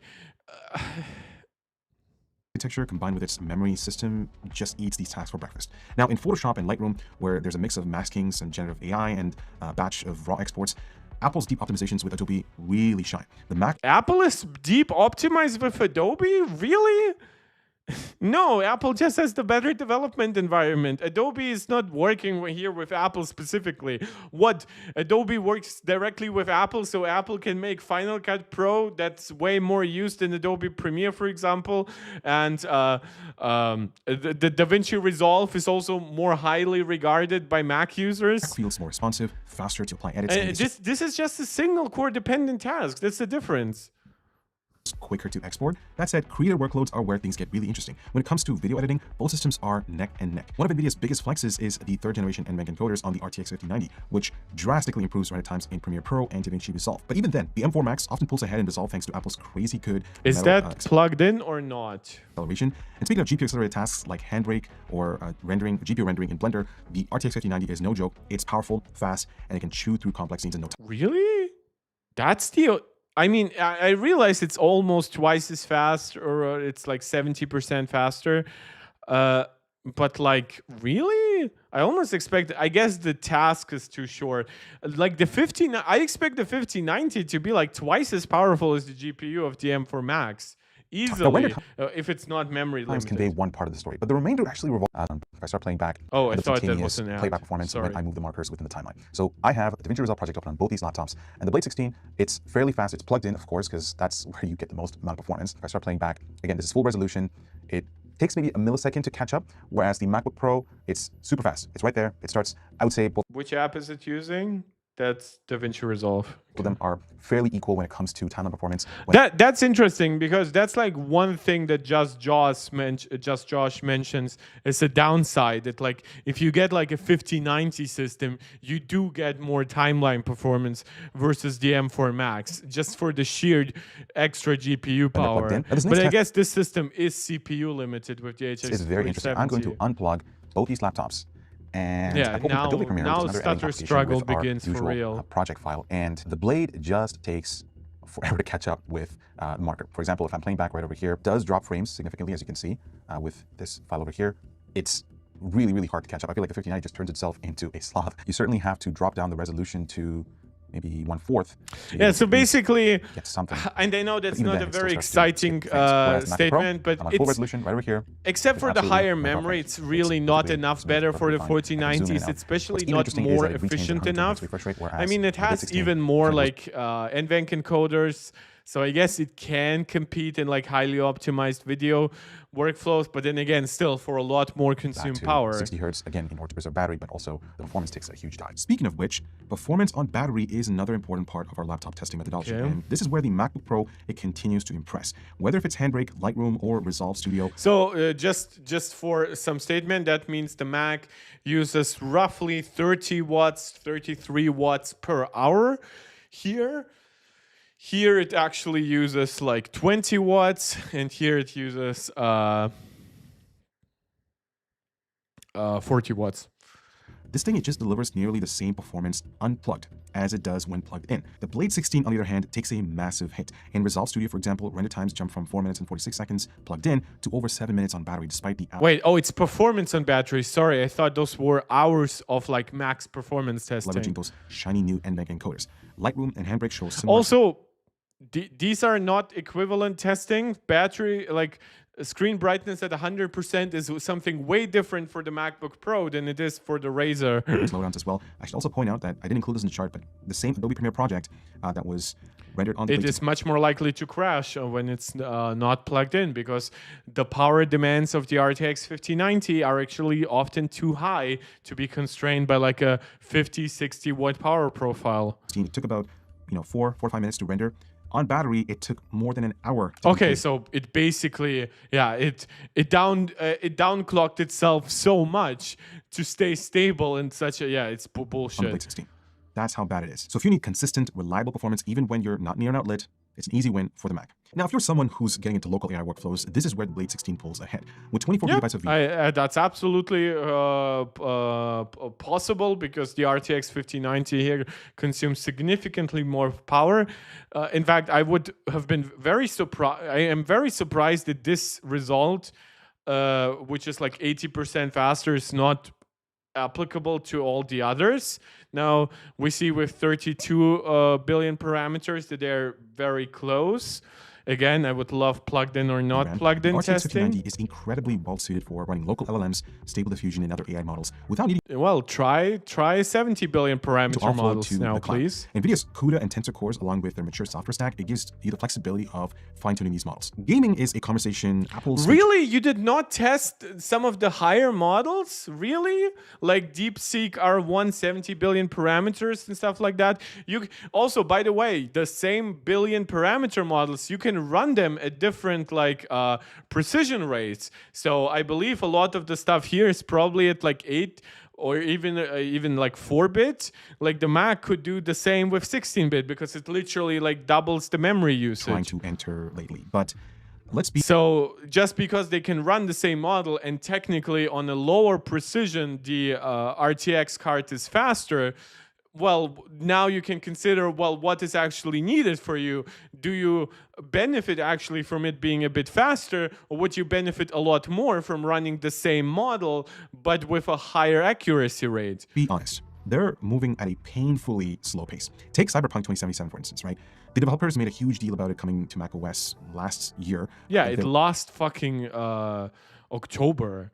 were demos, press coverage, even early builds running on the Mac Studio, but months later, still no sign of a proper release or I any mean, they just showed more dub-dub. updates. So if gaming is even remotely a priority for you, or at least if that's your top priority, the answer is simple.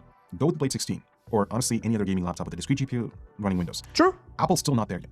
That's just a fact. But that said, I was really curious. What happens if you try a head-to-head comparison between the M4 Max versus the RTX 5090?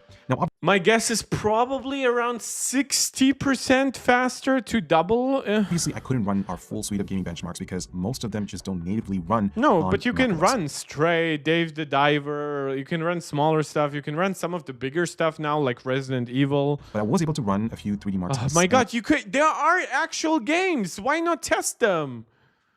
yeah, no surprise. The Blade 16 walks away with a clean win. It's not even close, but still, it I mean, yeah, but like unplugged, would it actually now be slower? does make me wonder, what if Apple gave the M4 Max a little bit more headroom, maybe a little bit more power, better thermal management? Could that gap start to close? That is really pointless because at max power, it already consumes a lot of battery relatively. Like I do, like it's the similar discussion to the Switch 2. Like I don't like that it's 8 nanometer and therefore pretty inefficient, but now that we already have this chip, I don't want it to run at 20 watts in mobile, right?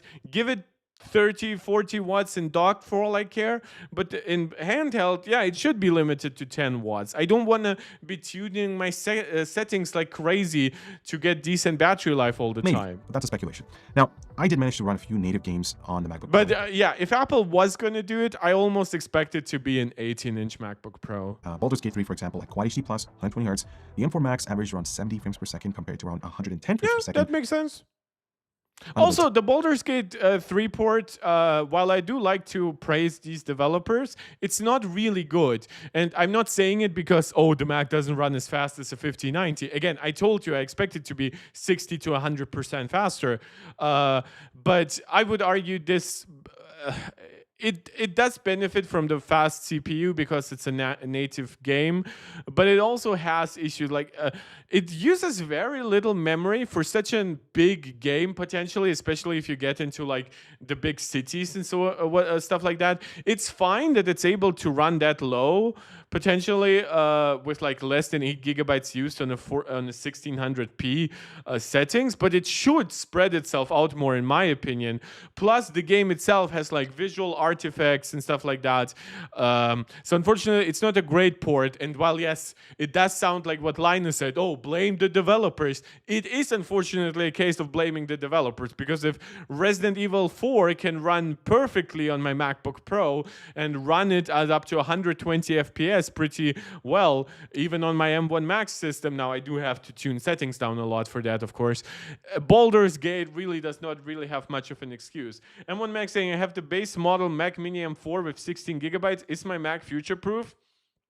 I mean, it depends. Some games are just very demanding once they come to the system. Like, it also depends on the end experience that you're willing to accept, right? If you're fine with games running at 30 FPS, yes, you're fine with the base M4 Mac Mini. Absolutely. I think even Cyberpunk should be able to hit I think Cyberpunk will be able to scale even higher than 60 FPS on a base M4, but you will have to give up on a lot of visual fidelity, a lot of high quality settings, right? But overall, just when it comes to raw compatibility, I mean, you have great CPU, a decent GPU for what it is, right? Especially in such a small product that uses so little power. You get 100% sustained performance, right? Unlike an iPad with an M4 or a MacBook Air with an M4. You get 16 gigabytes of memory, which is both good for you personally, but it's also good as a development target for developers, knowing, oh, if we cut off support at M4, we can make all our apps and stuff like 10, 12 gigabytes in size. And you have the latest neural engine, which will benefit a lot from the Metal FX improvements in Metal 4. So yeah, I do think you have a pretty great system. I mean, your system is literally better in like CPU stuff than my system. Maybe in raw compute, my GPU is a lot more powerful, the M1 Max, but then again, it does not have the latest neural engine for the best quality upscaling. It does not have hardware accelerated mesh shading or hardware accelerated ray tracing like your M4. Identical settings. I have to say, I was pleasantly surprised with the experience on the Mac. It was surprisingly smooth, and the visuals look fantastic. You do get an even better experience on the Blade with its 240Hz refresh rate, and of course, all the performance coming out of that 5090. Total Warhammer 3 on their hands. I do wonder about, I mean, I assume the screen is LTPO? Or like, what about like, does it have screen tearing? Does it have proper variable refresh rate? I mean, it would be crazy if it didn't for a gaming laptop, right? But think about it, like how many OLED screens outside of smartphones and Apple's tablets have have very good variable refresh rate? Look at for example the Steam Deck OLED. It goes up to 90 hertz, but doesn't have like variable refresh rate. Around 60 frames per second, while the Blade 16 it stayed well above 100 frames per second. So because if it were an LTPO panel, right, it should also get brighter than 400 nits. MacBook can game, and it's not a terrible experience. But if gaming is your thing, I repeat, the Blade 16 is the way to go. But when you pack, but also the Razer Blade with the 5090. While plugged in, so this much power into a thin chassis, the big question becomes, are you sacrificing thermals or fan noise to get there? Yes. Both laptops have solid cooling solutions, and they actually hold up surprisingly well under load. If you're concerned about surface temperatures, don't be. They're very close to each other. Most of the heat gets exhausted out the back, and even under heavy workloads, the WAS region stays relatively cool to the touch. Razer did make some meaningful upgrades this year. The Blade 16 features an updated vapor chamber cooling system, and they swapped in it's really time for Apple to give us a vapor chamber. Like, I'm not even saying that it will be that dramatically better, because I assume Apple will use like a relatively thin vapor chamber to make the product thinner on like the upcoming M6 generation. But I do assume they will be able to like stick the same 100-watt battery and about the same cooling system in a product that's roughly 10-15% thinner. New thermal interface gel, which certainly helps with the heat transfer from the CPU and the GPU. But here's where things start to split. Fan noise. Check it out. Yeah, it's the Macs are also optimized. They have two fans. I mean, this is also true for the Razer Blade and all the gaming laptops, but I feel like it's never as well implemented as they advertise. But like, the fans can spin at different frequencies. That way, the noise that's generated by each frame actually is perceived slightly differently by your ears. So in this case, I would argue that, I mean, sure, this has to dissipate twice as much heat, or even 3 times in much scenarios. So it makes sense that the fans also get louder, even with a much more advanced cooling system. But still, right, the end result is like, I mean, you could then play around with settings. You could set up like VSync. You could, or even just like a 80 FPS maximum frame rate or something like that. Limit some of the load on the CPU, on the GPU, allow it to run a little bit less. But now the question is, why did you get yourself a 5090 laptop? Yeah, it's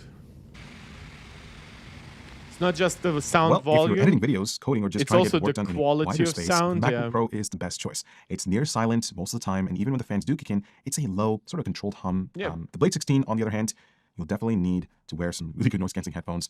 Whether you're gaming or exporting video, the fans, they just ramp up aggressively. It's not unbearable. By the way, my fans are actually on, because I mentioned how I am having a little bug in the latest beta, right? And they are at 2300 and 2500 RPMs right now.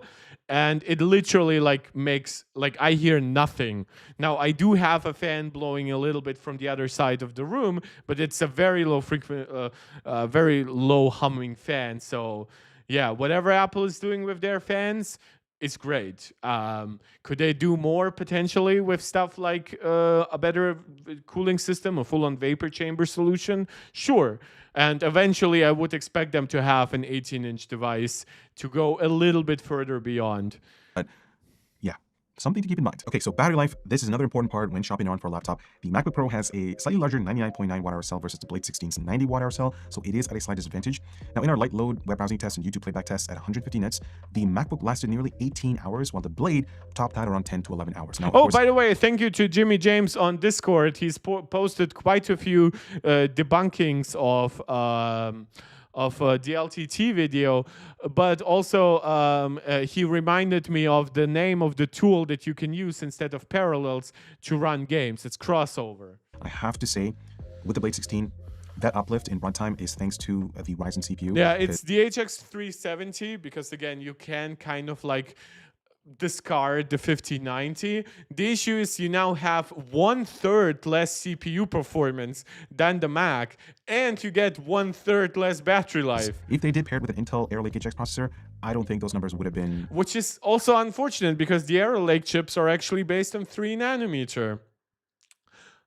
Is the screenshot app literally like built into the system? Screenshot .app. Is it? Because I cannot find it, and like I don't want you guys to see all my private data here either, but 10 or 11, it would have been more like 7 or 8, or probably even less. So kudos for that combination. But still, the difference, I mean, that's almost a full workday of extra runtime with the MacBook Pro.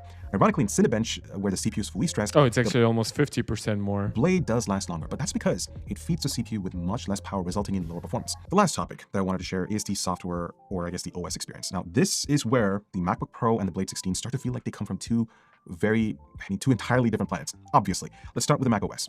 If you're already in the Apple ecosystem, you've got the iPhone, the iPad, AirPods, everything just works, right? Handoff, AirDrop, universal clipboard, iMessage on your laptop. The integration is seamless, and it actually is very useful. It's pretty stable and fast. There's not a lot of bloatware stuff other than Apple Intelligence, which was a complete flop, but that's a I mean, that's not true. Like, what do you mean Apple Intelligence is a complete flop? Siri is delayed, but all the other tools are there. They work really well on device. Like, this is completely afactual. Like, these people, like, I don't understand it. If you hate AI that much, then why are you bringing up AI benchmarks here? video for another day. Updates are on your own terms. You install them when you want them, not when your system suddenly decides. You realize that Apple Intelligence was never supposed to be just Siri. I mean, we watched several interviews now in the last few days that literally tell that to you over and over and over again. How often do you have to, like, you are in the tech media. You're not a like 9 to 5 regular guy coming home doing like 15 minutes of research on technology. That's your life. You have reviewed several Macs, several iPhones. Like, this channel, I actually respect you for how you treat Apple technology as an alternative to Windows. And you behave as if you get the most basic tech Twitter anti-Apple takes ever. You need when a you say quick restart that takes 45 minutes. Windows 11, on the other hand, brings more flexibility. You've got broader app compatibility, especially feels like architecture, engineering, and 3D modeling, where legacy software plugins are still Windows only. And of course, game support is... But then again, this is specifically now we're talking about the 5090 laptop. You saw how if you wanted something thinner, lighter, smaller, you could go with a 14-inch MacBook Pro and still benefit from a lot of memory, even like the ability to get an M4 Max chip or save money and get still great single core performance, great multi-core performance even with the M4 Pro. So I feel like it does not address how scalable the Mac experience here is. While if you actually go to a 5080, you lose 8 gigabytes of memory, making all of those AI tests, especially in the 32 billion parameters, look completely different. It also changes like how bigger games might perform down the line, especially if you want to maybe run them on like an external screen at 4K. Unmatched. You can run emulators, niche plugins. You can run emulators on Windows. There are plenty of emulators on Mac. I use Dolphin. I use Melon DS. I use MGBA. I use Azahar, which is like the successor to the Citra emulator. I use PSX2 emulator and PSX3. I do believe one is called RPCS. Yeah, I believe the PS3 one is called RPCS3. So no, you clearly like this is also interesting because I know these guys use Macs for work. So I unironically think they probably have just excused themselves to thinking, oh, Macs don't support this. Oh, Macs don't do that, right? Because they obviously still have some access to Windows. But if they were just on Mac, they would know that, oh, all of those things are on Mac too. Sam Hine, behind the timeline, I'm so frustrated with LTT. His opinions are objective. Yeah, he also like he also said like just like as a tech tester, right? He said in the beginning, oh, it made me want to throw my Mac against the wall or something like that. Or he said I wanted to yeet it away, right? But it's literally like in your first couple of days after decades of Windows experience, like once every 5 years he will like use a Mac for a week or whatever. Now he actually was challenged. You really like what? Do you do that with every iPhone you test? I mean, given how bad his iPhone video was, I kind of assume it is. But like, do you do that every time you see a very different Android skin that doesn't work like One UI, right? That would never fly in Apple's walled garden. Windows. I mean, what do you mean walled garden? The Mac has site loading, always had it. The Mac has third-party tools.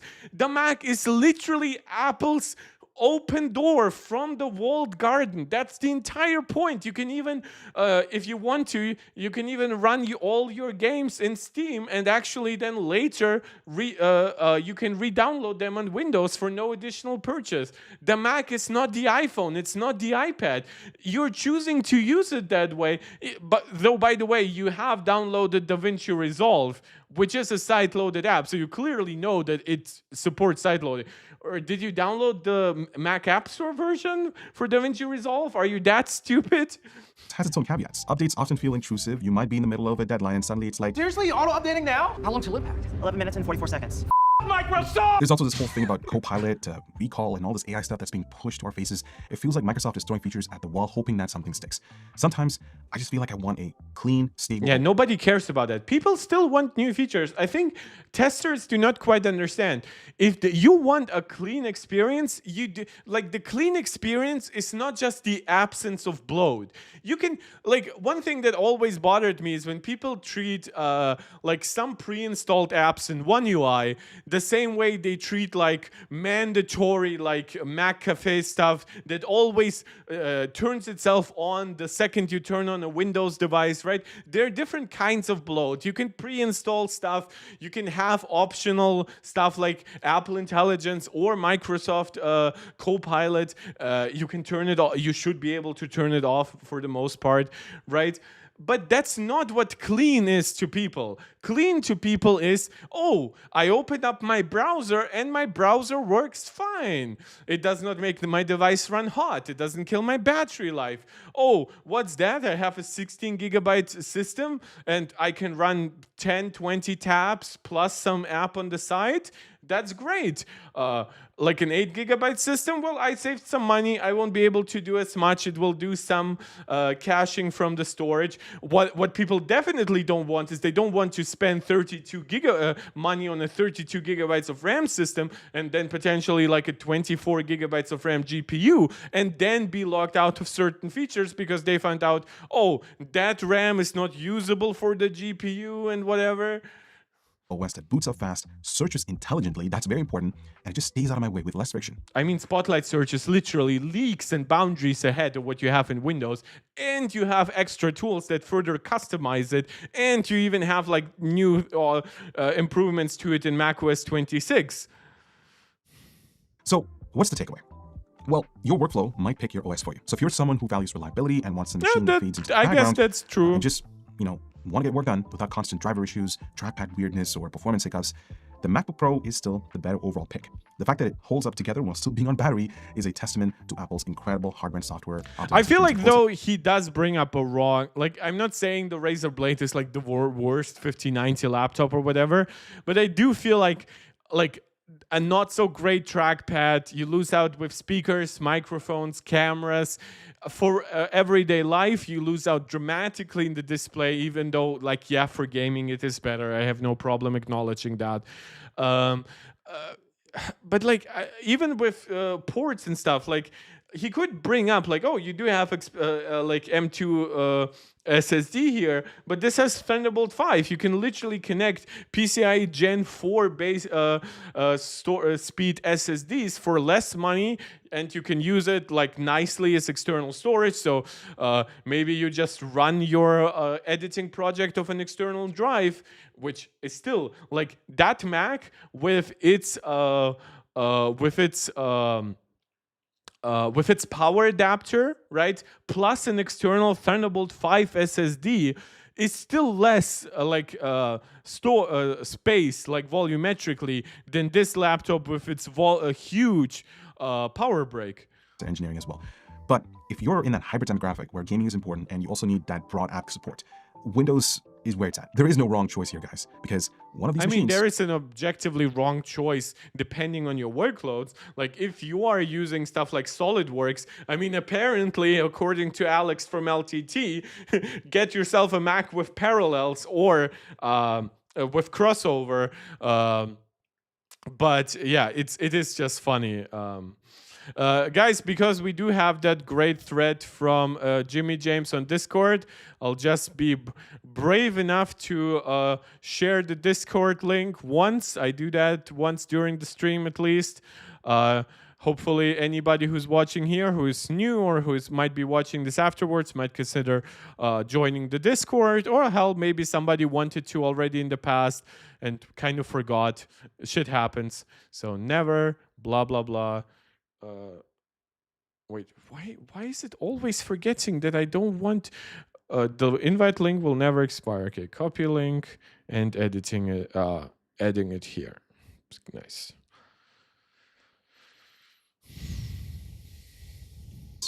Is probably more you. Thanks so much for watching. Okay, I hope so we are about 2.5 hours into the stream. I am gonna be wrapping up now because honestly, I did thought of reacting to the Huawei thing, but after doing some research on it from Geekervan, it is not the greatest testing, and it's not even their fault in this case because the Harmony OS is just missing all those third-party benchmarking stuff. So, okay, we do have nothing new. I guess small public service announcement. If you haven't, this is an M2 based Mac Mini. True, there was no M4. You are now eligible for Apple's repair program because of a power issue. I assume they mean like the power supply. Apple today launched a repair program for Mac Mini models with the M2 chip after it determined that a very small percentage of these computers may no longer power on. No other Mac Mini models are part of this program. Okay, now you know. And yeah, basically also like I'll have to make a video one day about like how many features there are in Apple Intelligence at this point that aren't the new AI Siri. So whenever people are like, oh, Apple Intelligence flopped, I'm like especially complete flopped. That's just, it's completely wrong, but whatever. Yeah, that's about it. Thank you guys for joining, for chatting. I know today wasn't a WWDC related video. We'll probably get more back to that once a new beta launches. Technically we did get a new beta yesterday, but that was like a bug fix beta, like, or maybe there was like a security issue or something that they needed to address for iPhone 15 and 16. So that didn't change much. I know some people have discussed whether they changed the blur and control center and stuff like that. If they did, it's barely perceptible. So, plus, it's still the first developer beta. It's not even labeled as like a second beta. It's a real release of the first beta. So if you yourself are wondering if it's now time to upgrade because we technically have a new beta, no, please don't. If you're still apprehensive because you have crucial workflows on your Mac, iPhone, iPad, whatever, you're relying on it for work, or even you just need all the best battery life you can get and stuff like that, you don't want your device to run hot, please at least wait for the public beta. Even as we speak, my Mac, which usually performs my streaming completely without any heating up, is currently heating up. So that is a bug. That's definitely not from the operating system overhead, because it was just running YouTube videos and still running hot, something it definitely does not do usually. And it does not even do that all the time. So it's clearly not a macOS 26 issue. But yeah, that's about it for today's video. Last shout out for you to do all the YouTube jazz, as we call it around here. Subscribe, like, share, comment. Please, small reminder, don't just comment on the video, but also comment. Don't just comment live, but also comment in the regular comment section. That helps a lot with the algorithm. Whenever you catch me live, please consider sending a super chat or a super sticker. You can also become a channel member. Shout out to all our MacCheck Pro Max members. And you can also support us over on Patreon. Of course, joining my social media, joining my Discord will help you connect easier to me, suggest new topics. The Discord has been pretty lively recently. Some of the usual subjects posting a lot new people posting at least a little, helps a lot, helps me gauge what you're interested in, where like the major topics are that I might be missing, so it helps me also get informed myself, so please consider joining that. And yeah, beyond all that, I'm just really grateful for how well this week has worked out for all of us, hopefully, with WWDC. I'm very happy with the releases overall. I'm very happy with all of you joining. Yeah, and I'll see you guys next time. This is Mark Tech saying thank you and tuning out. You even get like big Mark at the end because I know some of you love that. Bye.